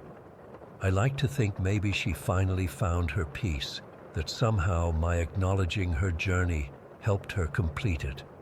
Or maybe she's still out there, waiting for someone else who needs to learn what I did, that sometimes the most unexpected encounters can show us the way forward when we're lost. Story 14. I've never shared this story publicly before. Even now, my hands are shaking as I type this. I've been a police officer in Ridgewood for almost 18 years, and what happened that night at the Miller house 7 years ago still haunts me. I don't expect anyone to believe me. Hell, my own department didn't. But I need to get this off my chest. It was early November, right when the weather starts getting really bitter in our town. My partner Daniels and I were on night patrol when the call came in around 11:30 p.m. Dispatch reported strange noises coming from the abandoned Miller house on Oakwood Drive. For context, the Miller house had been empty for over 20 years. The family had disappeared without a trace back in the 90s, and the property had been tied up in legal issues ever since. Local kids used it as a haunted house dare spot, so we figured it was just some teenagers messing around. When we pulled up to the curb, something felt off immediately. The streetlight near the house was flickering, something it had never done on our previous visits to chase off trespassers. The air felt heavy, like right before a thunderstorm, but the sky was clear. The house itself was a typical Victorian style, 3 stories with a basement, paint peeling off the clapboards, and several windows boarded up. Probably just raccoons, Daniels said, clicking on his flashlight. He was always the skeptical one, which balanced out my tendency to overthink situations. I nodded, but my gut was telling me something different. Let's check it out anyway. We approached the front porch, and the wooden steps creaked under our weight. The front door was slightly ajar, which was unusual. The property management company usually kept it padlocked. I pushed it open with my foot, announcing ourselves as police officers. No response. The inside of the house smelled musty, like old books and dust. Our flashlight beams cut through the darkness, revealing an entry hallway with peeling wallpaper and an old wooden staircase. And that's when I first heard it, whispering, so faint I thought I was imagining it. "You hear that?" I asked Daniels. He tilted his head, listening. Probably just the wind through the broken windows upstairs. But it wasn't the wind. It sounded like multiple voices, just on the edge of my hearing. Impossible to make out what they were saying. We checked the ground floor rooms, living room, dining room, kitchen, finding nothing but dust, old furniture covered with sheets, and mouse droppings. The whispering seemed to get louder as we approached the staircase. "We should check upstairs," I said, trying to keep my voice steady. Daniels shrugged. "Lead the way, Belle." The stairs creaked with each step, and the whispering grew more distinct.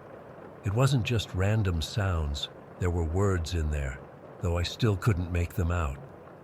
My heart was pounding in my chest, and I found myself gripping my flashlight tighter. The upstairs hallway had 4 doors, all closed except one at the far end, which was cracked open. The whispers were definitely coming from that room. We approached slowly, announcing ourselves again. No response, just that continuous unsettling whispering. I pushed the door open, and what I saw inside made me freeze in my tracks. The room was empty of furniture except for a single child's rocking chair in the corner, but the walls, every inch of the walls was covered with photographs. Hundreds of them, maybe thousands, all of the same family. A man, a woman, 2 children, a boy and a girl. They looked like normal family photos, picnics, birthdays, vacations, except for one detail that made my skin crawl.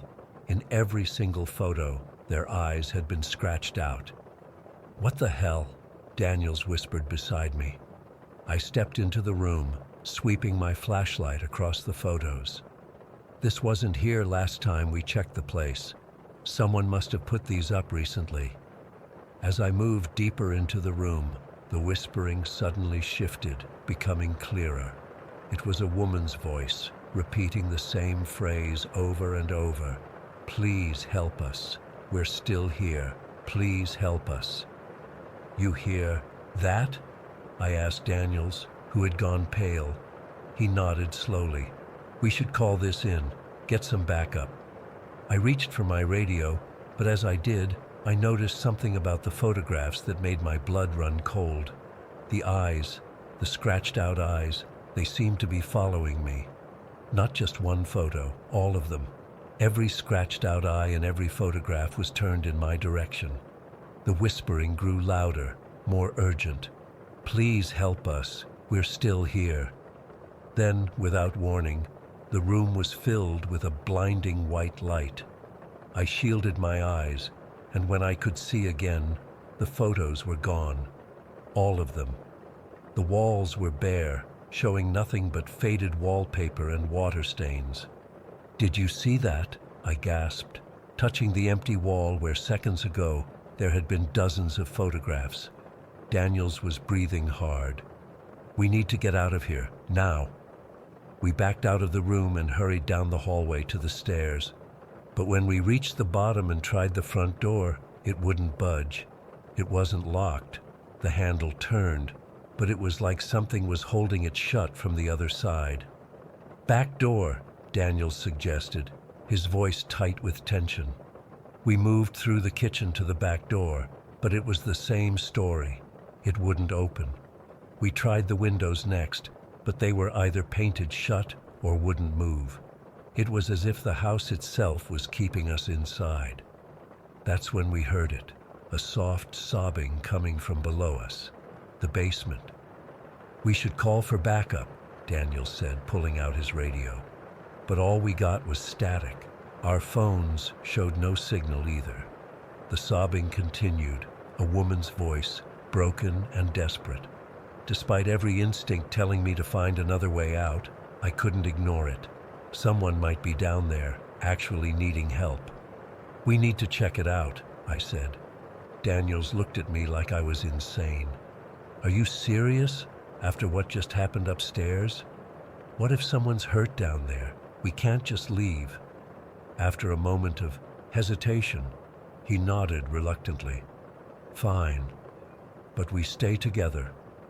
The basement door was under the staircase, a heavy wooden door with peeling paint. The sobbing was definitely coming from behind it. I pulled it open, revealing a set of steep wooden stairs disappearing into darkness. We descended slowly, our flashlights barely penetrating the thick darkness. The basement smelled different from the rest of the house, damp, with an underlying metallic scent that reminded me of blood. The sobbing grew louder with each step. At the bottom of the stairs, our flashlights revealed a large open space with a dirt floor and stone walls. Old furniture and boxes were stacked in corners, covered in dust and cobwebs. And there, in the center of the room, was a woman. She was kneeling on the ground, her back to us, wearing what looked like a nightgown. Her long, dark hair hung down her back, swaying slightly as she sobbed. "Ma'am," I called out, keeping my distance. "Police officers, are you all right?" She stopped sobbing abruptly but didn't turn around. "Ma'am," I tried again. "We're here to help. Can you tell us your name?" Slowly, she turned her head, just her head, not her body, at an angle that didn't seem physically possible. Her face was exactly like the woman in the photographs upstairs, except her eyes were intact, wide, and filled with terror. "You have to get out," she whispered, her voice echoing strangely in the basement. "It won't let us leave, but you still can." "Who won't let you leave?" Daniels asked, his voice shaking. "Are you hurt? Do you need medical assistance?" Her face contorted with fear. "Get out now!" she screamed. The basement suddenly felt like it was shifting around us. The walls seemed to breathe, expanding and contracting. The dirt floor rippled like water. The woman's form flickered like a bad TV signal, sometimes solid, sometimes transparent. "Run!" she shrieked, her voice distorting, deepening. "It's coming!" We didn't need to be told twice. We turned and bolted for the stairs, taking them two at a time. Behind us, the woman's screams turned into something inhuman, a sound I still hear in my nightmares. We raced through the house to the front door, which now swung open on its own as we approached. We didn't stop running until we reached our patrol car. Sitting in the car, trying to catch our breath, we stared at the house. It looked normal now, just an old abandoned building. No lights, no sounds, nothing to indicate what we'd just experienced. "What the hell was that?" Daniels finally said, his hands visibly shaking as he started the car. I shook my head, unable to form words. My mind was racing, trying to make sense of what we'd seen. The photos that disappeared, the doors that wouldn't open, the woman in the basement who couldn't possibly have been there. We reported the incident, of course, but without evidence, and with our story sounding so unbelievable, it was dismissed as a prank or a shared hallucination. Our colleagues joked about us seeing ghosts for weeks afterward. The official report stated we found evidence of trespassers who fled the scene, nothing more. Daniels requested a transfer to another precinct the following month. We never really talked about that night again, but I couldn't let it go. I researched the Miller family, learning they had disappeared suddenly in 1993. Mother, father, son, and daughter. Their car was found at a bus station 2 towns over, but there was no record of them boarding any bus. The case went cold after a year of investigation. For years, I drove by that house on my patrols, sometimes stopping to look at it from my car, but never working up the courage to go back inside, until last week. I don't know what compelled me to return after all this time. Maybe it was because I'm retiring next month, or maybe I just needed closure. Whatever the reason, I found myself standing on that porch again, alone this time, in the middle of the afternoon. The house was scheduled for demolition next month, the legal issues finally resolved, and this might be my last chance to understand what happened that night. The front door was padlocked this time, but I had obtained a key from the property manager, claiming I needed to do a final inspection. Inside, everything looked exactly as I remembered it. Dusty, abandoned, but ordinary. No whispers, no photographs, nothing unusual. I made my way to the basement door, hesitating with my hand on the knob. Every instinct told me to turn around and leave, but I needed to know. I needed to understand.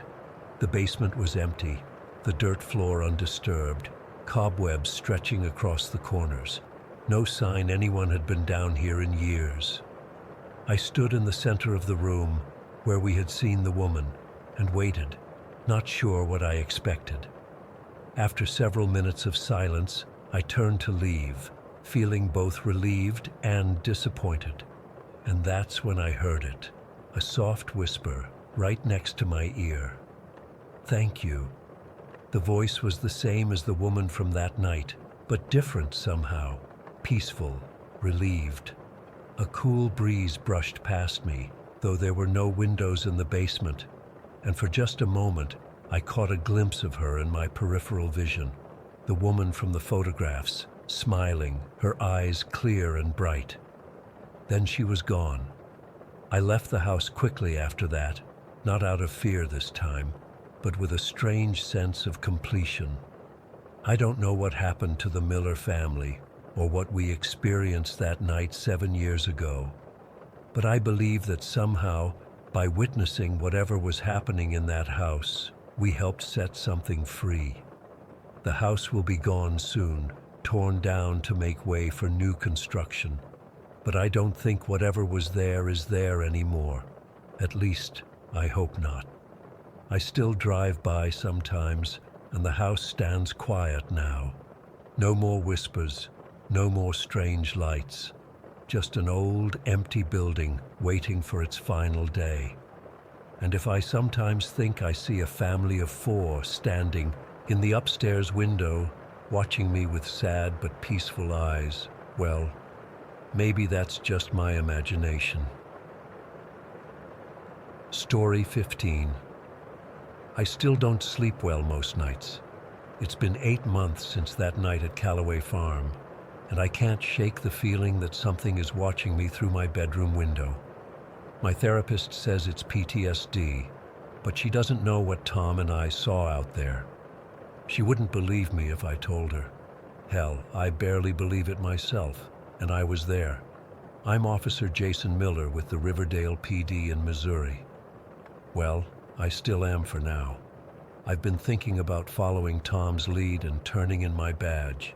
He had the right idea getting the hell out of this town. It started last October when we got a call about strange lights and noises coming from the old Callaway property. The place had been abandoned since 1986 when the entire family, mom, dad, 3 kids, even their dog, just up and vanished without a trace. It was the biggest thing to ever happen in our sleepy little town. Search parties combed those fields for weeks. The FBI even came in. Nothing. They just disappeared. The property's been empty ever since. The bank foreclosed, but nobody wanted to buy it. Can't blame them. Place gives me the creeps even in broad daylight. Anyway, Mrs. Hensley, who lives about a mile down the road, called in to report strange lights and sounds coming from the property. Said she'd been seeing weird blue-green lights flickering in the barn for the past few nights. Normally, we'd write it off as teenagers messing around, but Mrs. Hensley isn't the type to call unless something's really wrong. She's lived out there for 40 years and isn't easily spooked. So Tom and I drove out there to check it out.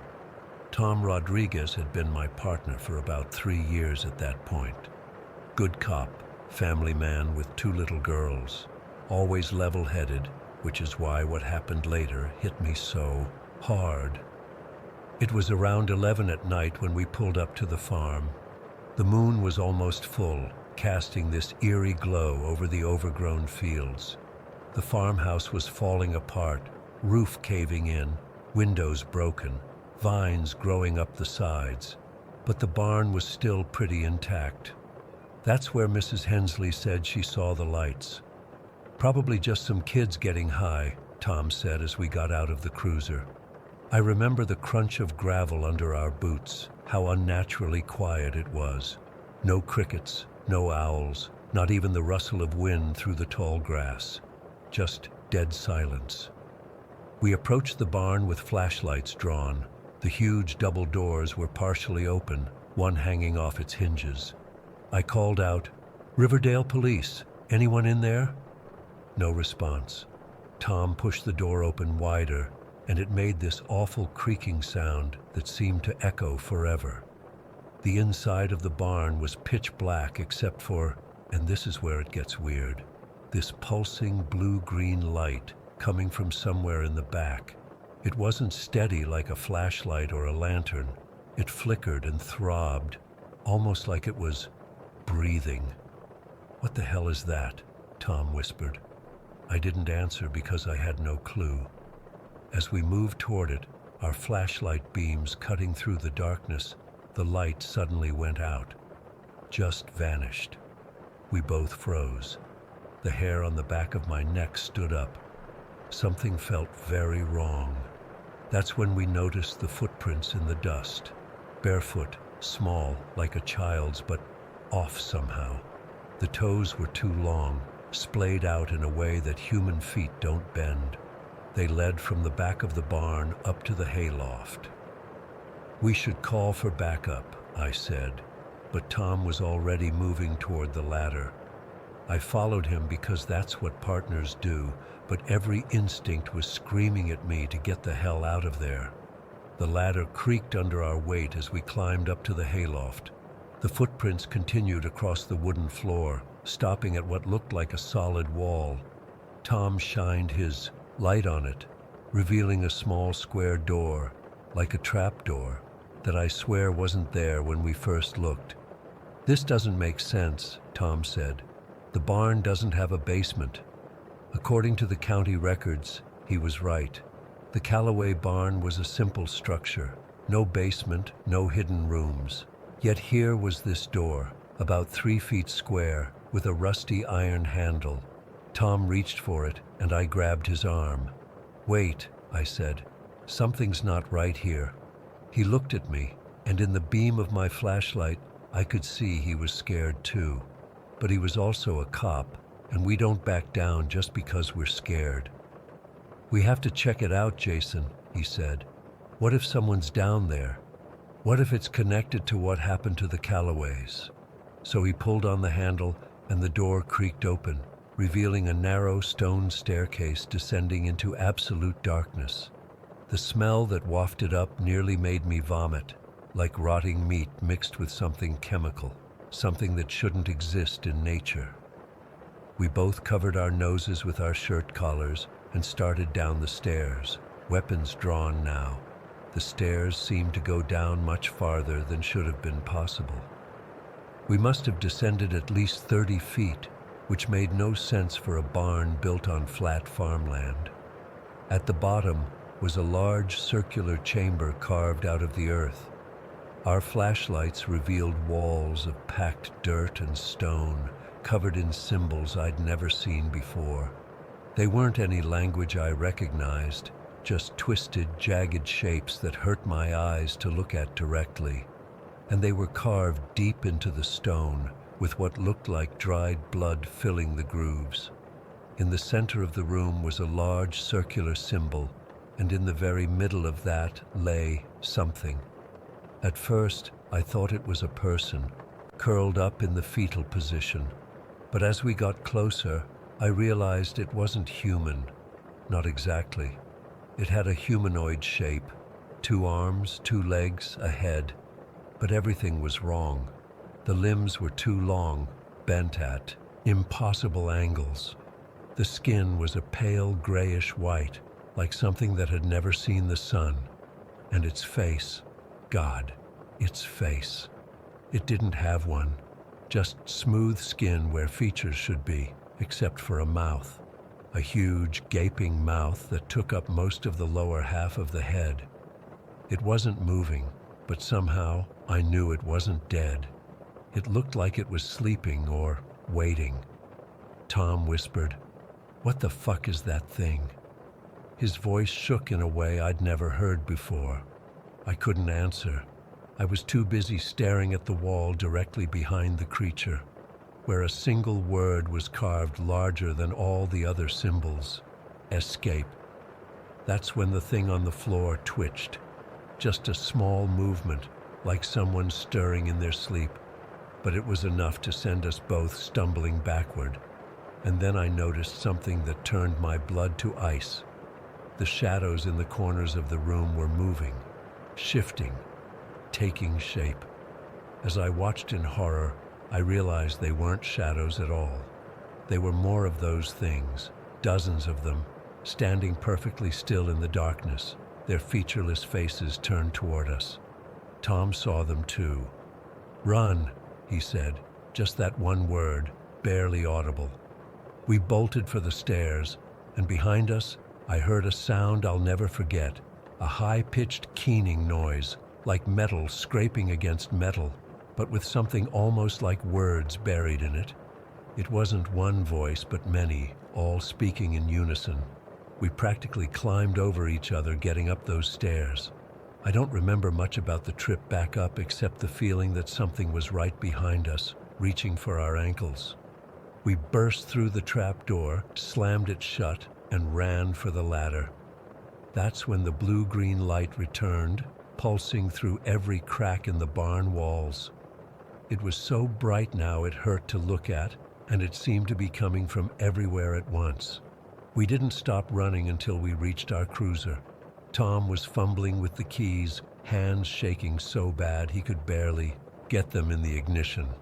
I was staring back at the barn, which was now glowing like it was radioactive, that eerie light spilling from every window and crack. "Jason!" Tom shouted, snapping me out of it. I jumped in the car, and we peeled out of there, gravel flying.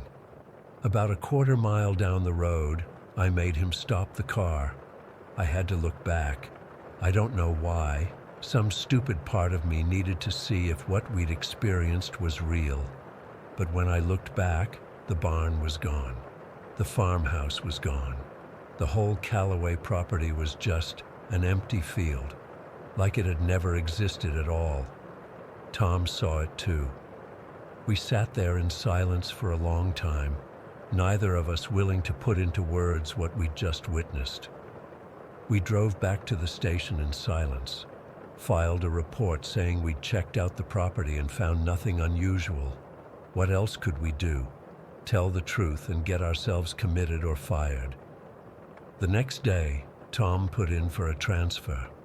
Within a week, he and his family had moved to Arizona. Last I heard, he's working security at a mall and doesn't talk about his time as a cop.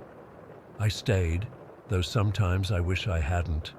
I avoid that stretch of road now, take the long way around. But sometimes, late at night when I'm on patrol, I'll catch a glimpse of that same blue-green glow on the horizon. Just for a second, then it's gone. Mrs. Hensley still lives down the road from where the Callaway place used to be. She doesn't mention the lights anymore. In fact, when I asked her about it recently, she looked at me strangely and said there had never been a farm there, just an empty field as long as she could remember. But I know what I saw. I know what was down there in that impossible basement, and I know it's still there, even if the farm isn't, waiting. Sometimes I wake up in the middle of the night and find barefoot prints in the dust on my floor, prints with two long splayed toes. They always lead to my closet door, which I now keep locked, though I know that wouldn't stop them if they really wanted to get in. I don't know what those things were or what they wanted. I don't know what happened to the Callaway family all those years ago. But I think about that word carved into the wall, escape, and I wonder, were they warning us to escape, or were they trying to escape themselves? And sometimes, when I'm drifting off to sleep, I hear that metallic keening sound, like voices all speaking together, and I could swear they're saying my name. Story 16. I still get chills thinking about what happened to me 3 weeks ago. I've been debating whether to share this at all, but I need to get it off my chest, and honestly, I could use some perspective from people who might understand or have experienced something similar. I was going through a pretty rough time after Emma and I broke up. 5 years together, and then suddenly it was over. We'd been living together for the past 2, and the apartment just felt empty without her. Every room had memories. The kitchen where we'd cook together. The living room where we'd binge-watch shows until 2 a.m. I couldn't even look at the damn coffee maker without remembering how she'd always forget to clean the filter. After a week of barely sleeping and staring at walls, I decided I needed to get away. Not a vacation exactly, just space to breathe. So I threw some clothes in a duffel bag, grabbed my phone charger, and decided to take a long drive down Highway 81. No real destination, just me and the road, and hopefully some clarity. It was a Tuesday afternoon around 3 o'clock when I left. The weather was decent, overcast but not raining, cool enough to drive with the windows down. For the first hour or so, the drive was exactly what I needed. The road wasn't busy, mostly just me and a few semis. I had my music playing, fields and trees passing by on either side. I started to feel a little better, like I could finally take a full breath. That's when I first noticed the car in my rearview mirror. It was this dark blue sedan, looked like something from the 70s. A Chevy Impala, maybe? I'm not great with classic cars. It caught my attention because you don't see many vintage cars like that on the highway, especially not in that condition. It looked almost new, which was weird for a car that old. I didn't think much of it at first. The highway had narrowed to 2 lanes each way by then, and traffic had picked up a bit. But after about 20 minutes, I realized the blue car had been behind me the whole time, maintaining the same distance. When I changed lanes, it changed lanes. When I slowed down a bit, it slowed down too. I'm not usually paranoid, but something about it made me uneasy. Maybe it was just my emotional state making me on edge, but I decided to pull into a rest area just to see what would happen. I parked near the restrooms, and sure enough, the blue car pulled in too, parking about 5 spaces away. I pretended to check my phone while watching the car in my side mirror. That's when I got my first good look at the driver. It was a woman with dark hair, just sitting there, hands at 10 and 2 on the steering wheel, staring straight ahead. Not at me, not at anything in particular, just staring. She didn't get out or check her phone or do anything you'd expect someone to do at a rest stop. I went to the bathroom, splashed some water on my face, and took my time. When I came out about 10 minutes later, she was in exactly the same position, hadn't moved an inch. It was like she was waiting for something or someone. I got back in my car and sat there for a minute, debating what to do. Part of me wanted to walk over and ask if she was okay, but something held me back. There was this feeling in my gut, like when you're at the top of a roller coaster just before the drop. So I pulled out and got back on the highway. The blue car followed. By this point, the sun was starting to set, and I was getting genuinely concerned. I tried varying my speed, going faster, then slower, but the car maintained the same distance behind me, close enough that I could see it clearly in my mirror, but not close enough to be tailgating. I decided to make an unplanned stop in this small town called Millersville. It was getting dark, and I figured I could grab some coffee, maybe get dinner, and see if the car continued on its way. I pulled off at the exit and found this little diner called Dots that was still open.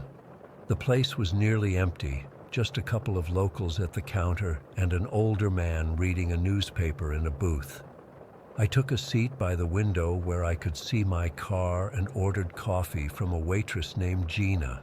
Her name tag was slightly crooked, and the G was almost worn off. As I was sitting there watching the parking lot, the blue car pulled in.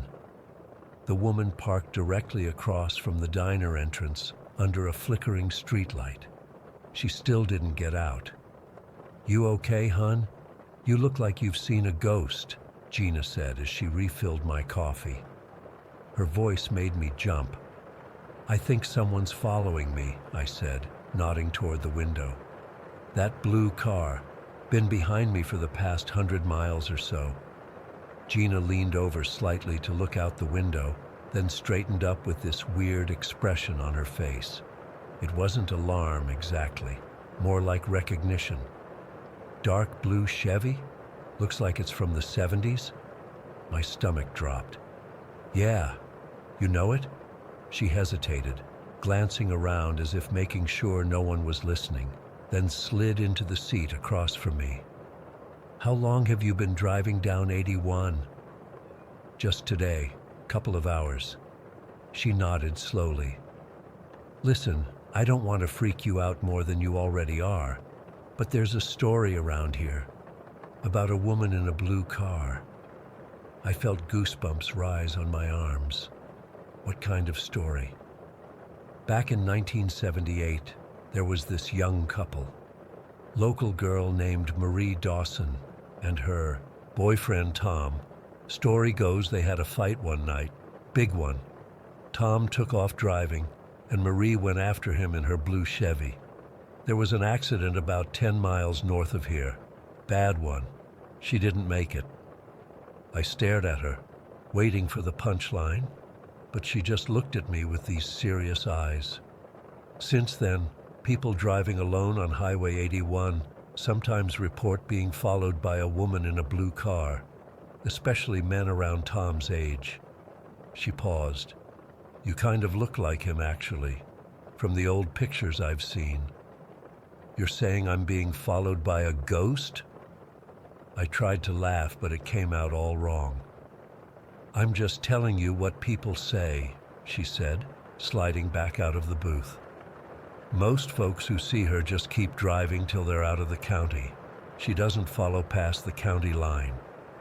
I sat there for another 30 minutes, drinking coffee that had gone cold, trying to convince myself that this was all coincidence or a prank, or just my imagination working overtime because of the breakup. I paid my bill, left Gina a good tip, and steeled myself to go back to my car. When I stepped outside, the temperature had dropped. The air felt heavy, like right before a storm. And there was the blue car, parked exactly where I'd seen it, engine off, headlights dark. But the driver's seat was empty. I froze on the diner steps, keys clutched in my hand so tight they were digging into my palm. That's when I saw her, standing beside my car. She was wearing a long, flowing dress that seemed to shift slightly, even though there wasn't any wind. Her dark hair hung past her shoulders, and even from several yards away, I could see her expression, this profound sadness that hit me like a physical force. I should have been terrified. I should have run back into the diner, but instead I found myself walking toward her, like I was being pulled by some invisible thread. As I got closer, I noticed details that didn't make sense. Her edges seemed slightly blurred. The streetlight shone through her in places, and despite the chill in the air, I couldn't see her breath. "Can I help you?" My voice sounded distant, even to my own ears. "I'm lost," she said, and her voice was like an echo from somewhere far away. "I can't find him. I've been looking for so long, and I can't find him." The sadness in her voice was overwhelming.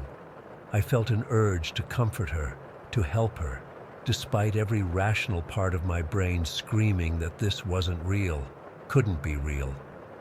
"Who are you looking for?" I asked, though I already knew the answer. "Tom," she said, and just that one word carried such longing and despair that I felt tears spring to my eyes. He was upset. I was following him to apologize, but then something happened, and now I can't find him. I've been looking for so long. She reached out toward me, and I saw that her hand wasn't quite solid. "You remind me of him. Your eyes, the way you drive. Can you help me find him? I just want to tell him I'm sorry.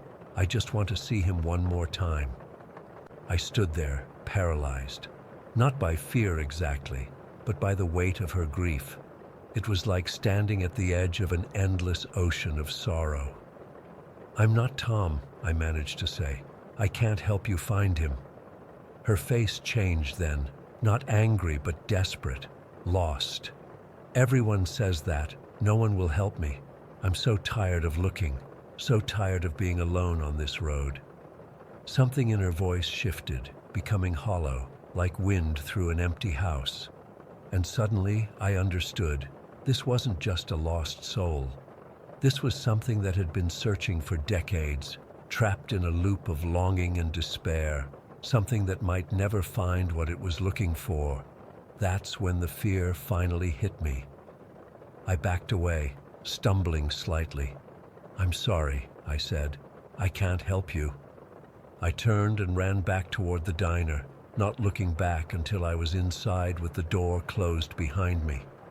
Through the window, I could see her still standing by my car, watching me with those sad, endless eyes.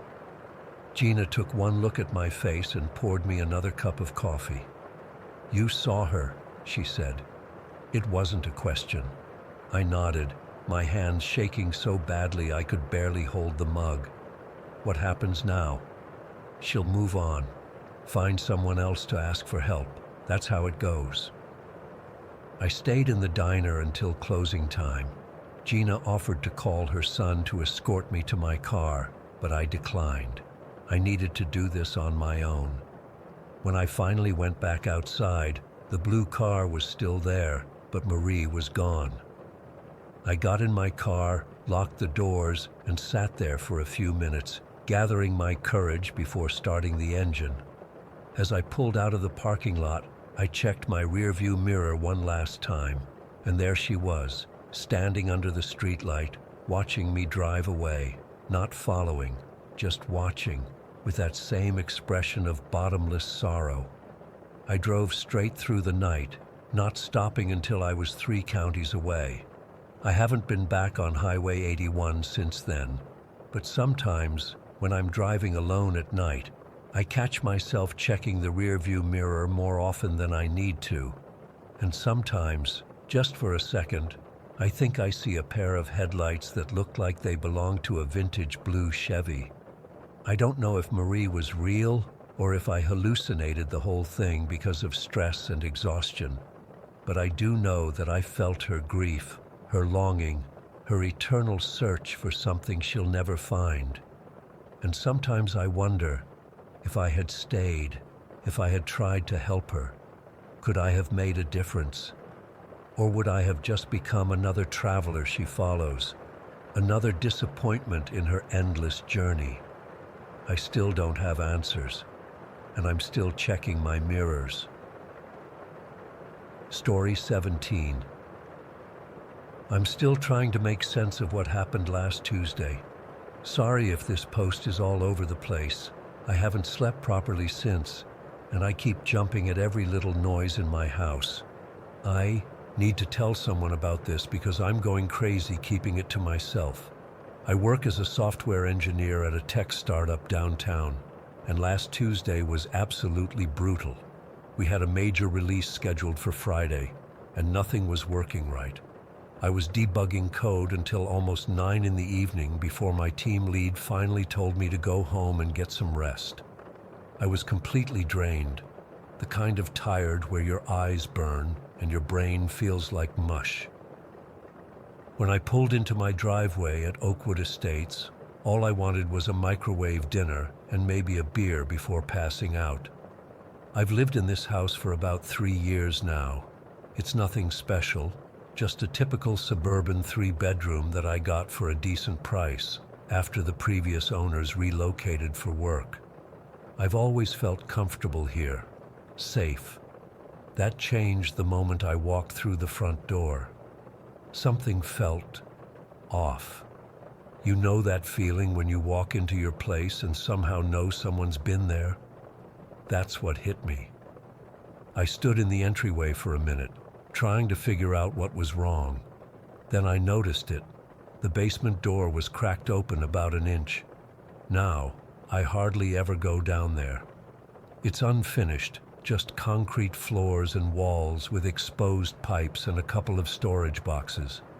I hadn't been down there in at least 3 weeks, and I distinctly remembered closing that door. I always close it because it tends to swing open if you don't latch it properly, and I hate looking at it when I'm in the kitchen. At first, I told myself I was being paranoid. Maybe I'd left it open last time I was down there. Maybe the house had settled and the door had popped open. I decided to ignore it and headed to the kitchen to heat up some leftover pasta. While I was waiting for the microwave, I kept glancing at that damn door. The gap seemed to have widened slightly, but I figured it was just my imagination working overtime because I was so tired. I grabbed my food and a beer and went to the living room to eat and zone out in front of the TV. That's when I heard it, a scraping sound, like something heavy being dragged across concrete, coming from the basement. I muted the TV and listened. Silence for maybe 30 seconds, then another scrape, followed by a thud. My first thought was raccoons or maybe a stray cat that had somehow gotten in. We'd had issues with animals in the neighborhood before. I sat there for another minute, debating whether to check it out or just ignore it until morning. Then I heard another sound, something that made my skin crawl. It was faint, but unmistakable. A whisper. I couldn't make out any words, just the hushed sound of what seemed like someone talking very quietly.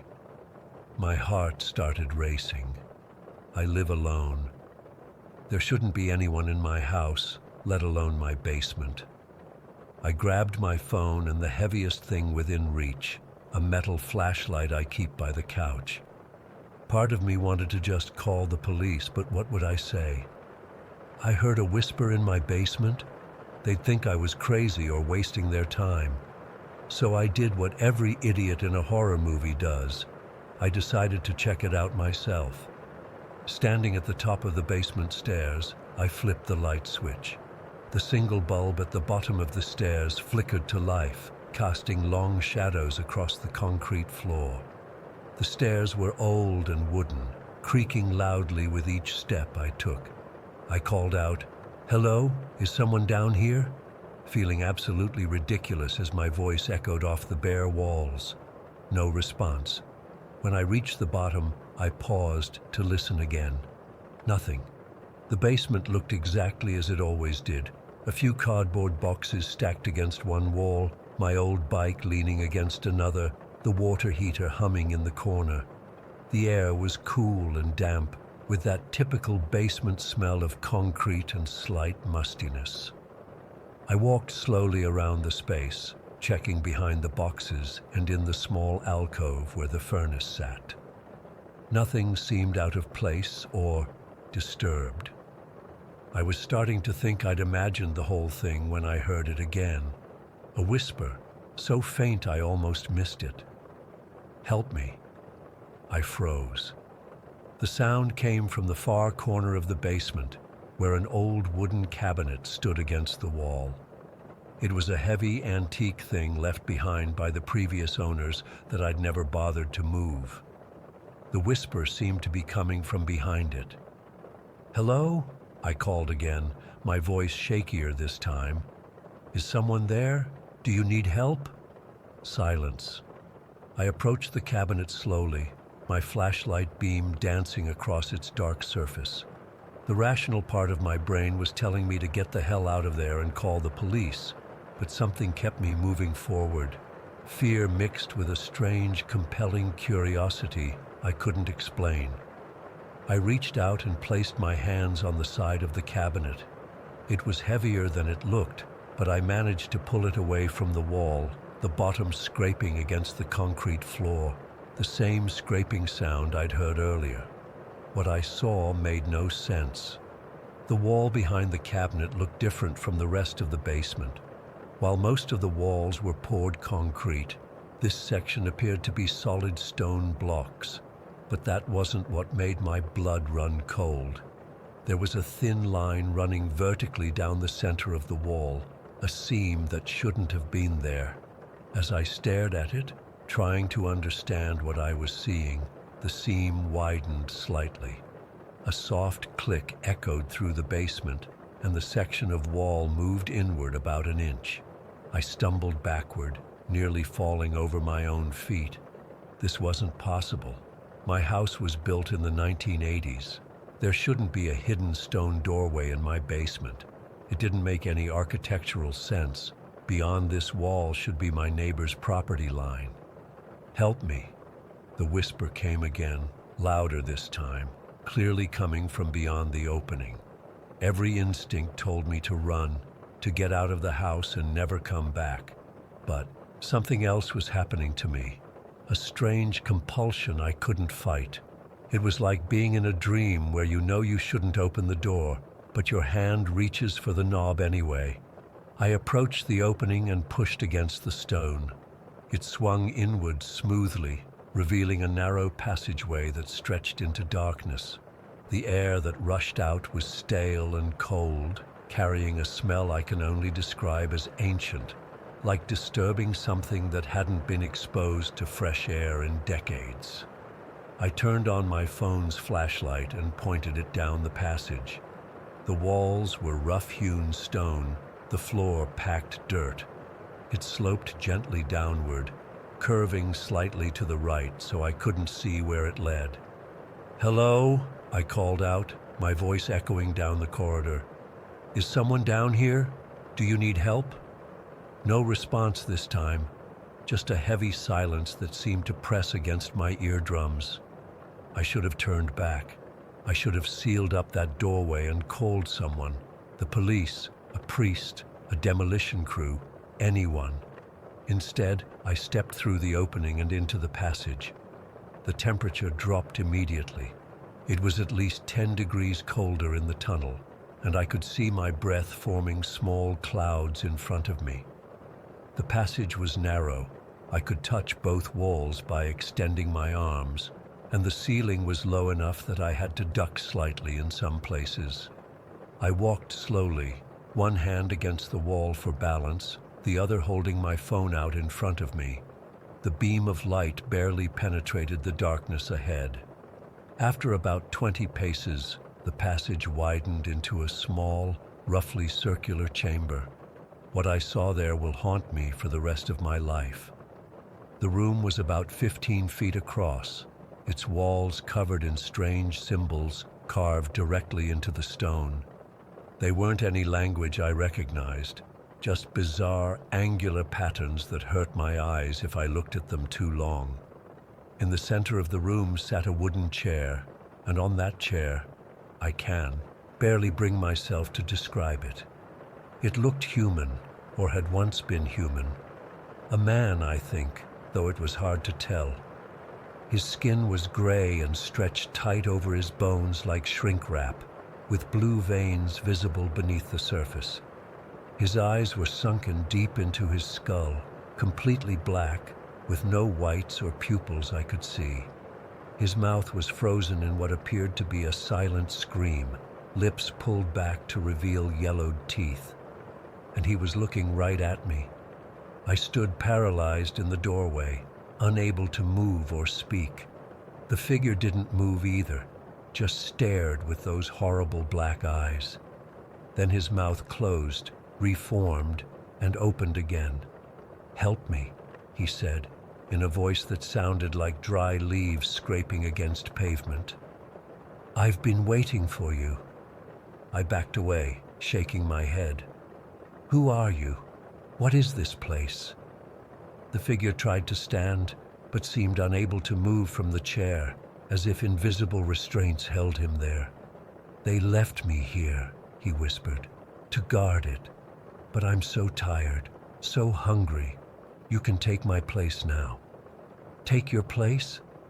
My back hit the wall of the passage. "What are you talking about?" His face contorted into what might have been a smile. "They always pick this house. Always find someone new when the old guard fails. Your turn now." The room suddenly felt even colder, and the symbols on the walls seemed to shift and move in my peripheral vision. The figure raised a skeletal hand and pointed behind the chair. I shouldn't have looked. God, I wish I hadn't looked. There was something there, in the shadows beyond the chair. Something massive that seemed to absorb the light from my phone rather than reflect it. I could make out a vague shape, like a huge mound of flesh, pulsing slightly as if breathing. And embedded in its surface were faces, dozens of human faces, their expressions frozen in terror. The thing in the chair let out a sound between a laugh and a sob. See what waits, what must be guarded, what hungers. Take my place. Please, let me rest." I ran. I don't remember consciously deciding to move. My body just reacted. I sprinted back up the passage, stumbling and scraping my hands against the rough stone walls. Behind me, I heard a horrible screeching sound, like wood dragging against stone, followed by footsteps. He was following me. I reached the doorway and burst through into my basement, turning to slam the stone door shut. In the split second before it closed, I saw him, that terrible figure, running with a jerky, unnatural gait, his black eyes fixed on me, mouth open in a silent scream. The door shut with a heavy thud, and I collapsed against it, gasping for breath. For several minutes, I just sat there, trying to process what I'd seen.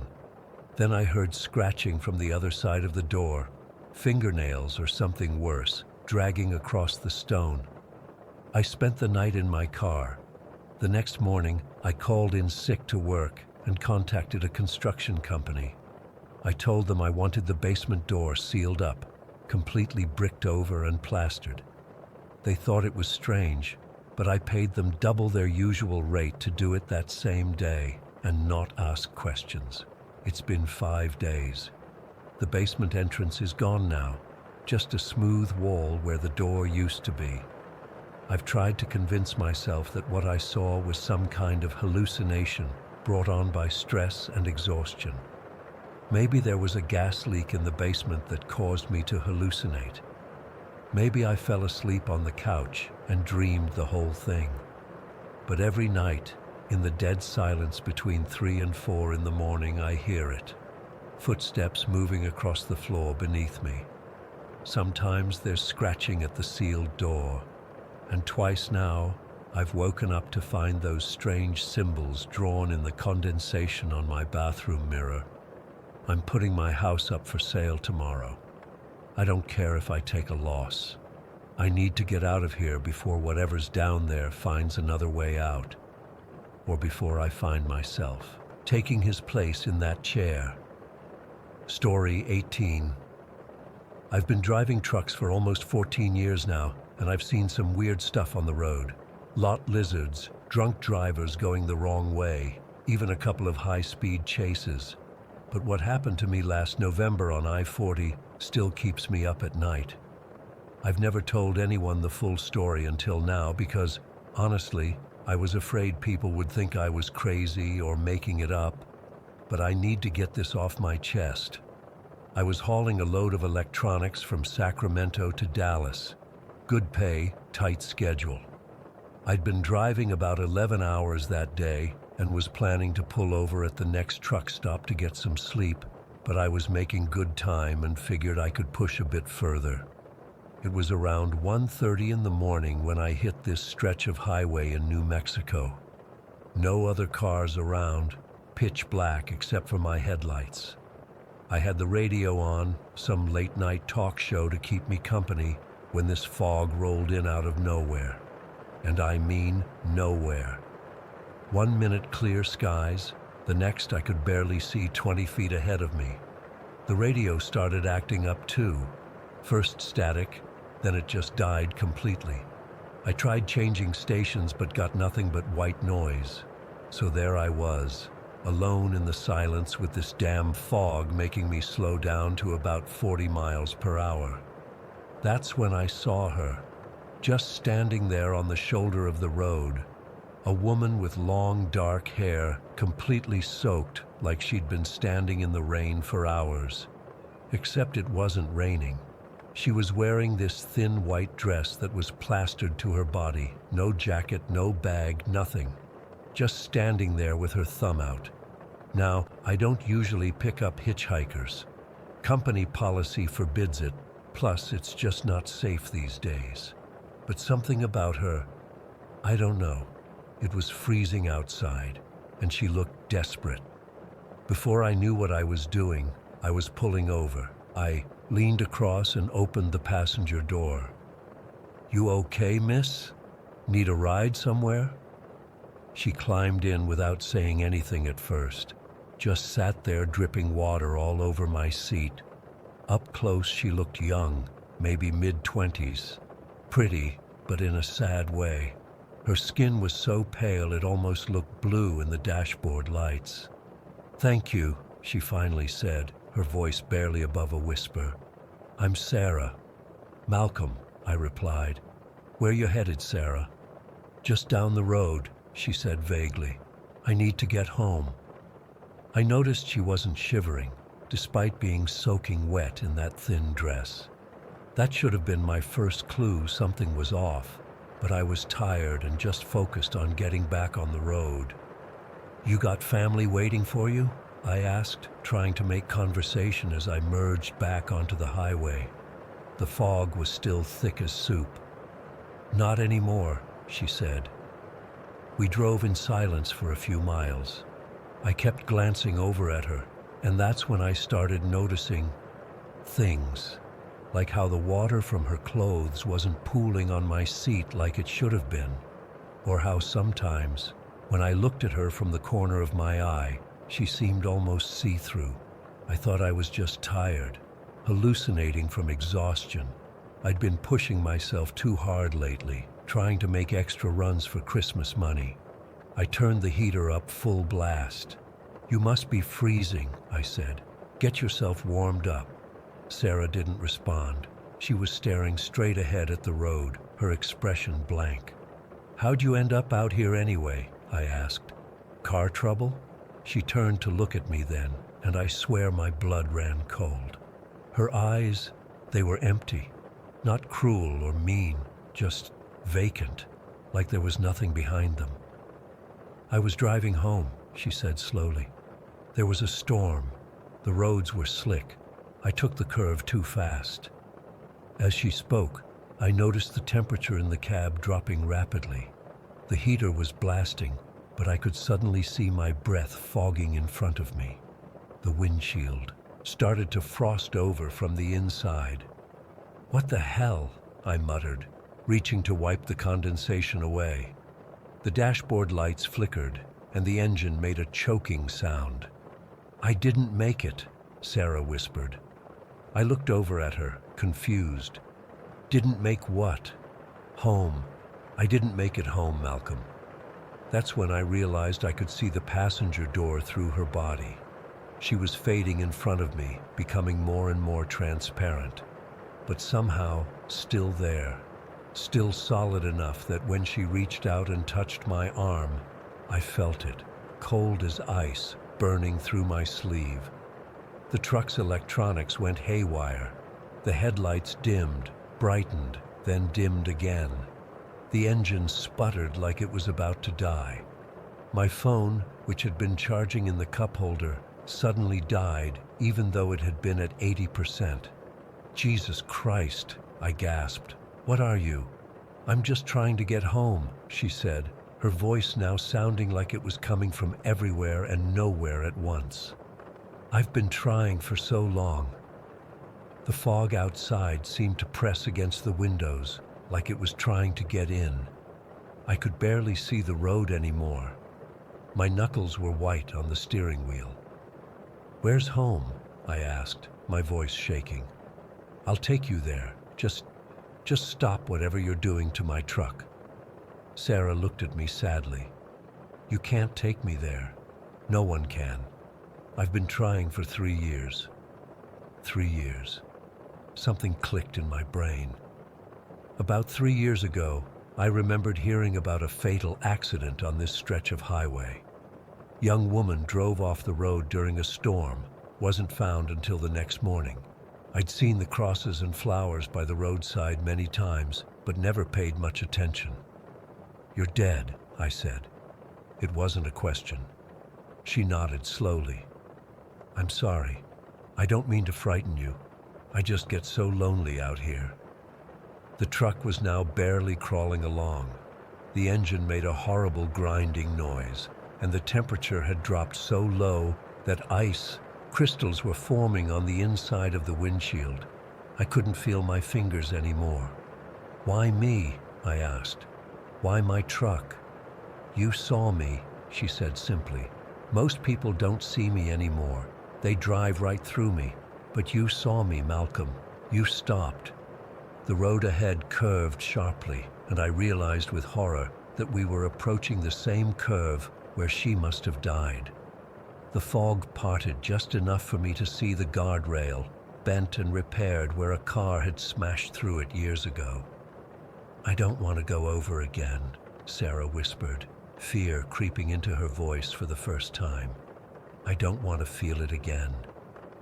"We're not going over," I said firmly, fighting to control the truck as the wheel began to turn by itself, pulling us toward the edge of the road.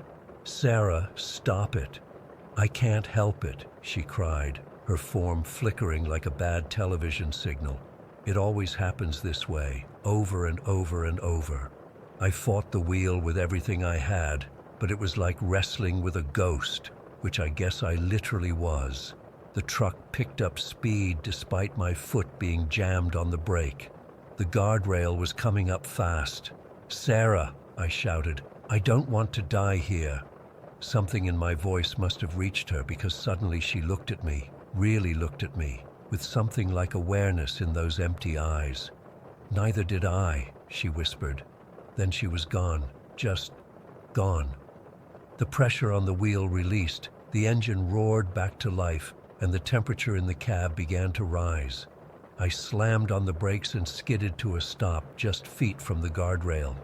I sat there for what felt like hours, shaking, sweating, trying to make sense of what had just happened. Had I hallucinated the whole thing? Was I so tired that I dreamed up a ghost story while driving? But then I noticed something on the passenger seat where Sarah had been sitting, a small puddle of water, and something else, a thin silver chain with a heart-shaped locket. I picked it up with trembling fingers and opened it. Inside was a faded photo of a young woman, Sarah, smiling with an older couple who must have been her parents. I don't know how long I sat there staring at that locket. Eventually, I put the truck in gear and drove slowly away from that curve. I found the nearest truck stop and parked, but I couldn't sleep. I just kept replaying everything in my mind, trying to convince myself there was a logical explanation. The next morning, I drove back to that curve in the daylight. There was a small memorial on the side of the road, some weathered flowers, a cross with the name Sarah Linden, 1992-2019, carved into it. I placed the locket there, tucking it carefully among the flowers. As I was walking back to my truck, an old man pulled up in a pickup, local by the looks of him. He got out and nodded at me. "You leaving something for Sarah?" he asked. I nodded, not trusting myself to speak. "You saw her, didn't you?" he asked quietly. "On the road at night?" My blood ran cold. "You know about her?" He sighed heavily. "Happens about 3 or 4 times a year. Someone comes to leave something at her memorial. Always the same story. They picked her up on a foggy night, she disappeared, left something behind. Local cops are tired of hearing about it." "Why doesn't anyone do something?" I asked. "Help her? Move on or whatever?" The old man shrugged. "What can anyone do? Some spirits just get stuck in a loop, they say, reliving their worst moment over and over. Maybe someday she'll find her way home." I left that place and finished my delivery in Dallas, but I've never been the same since. I requested different routes, but sometimes I still have to drive that stretch of I-40.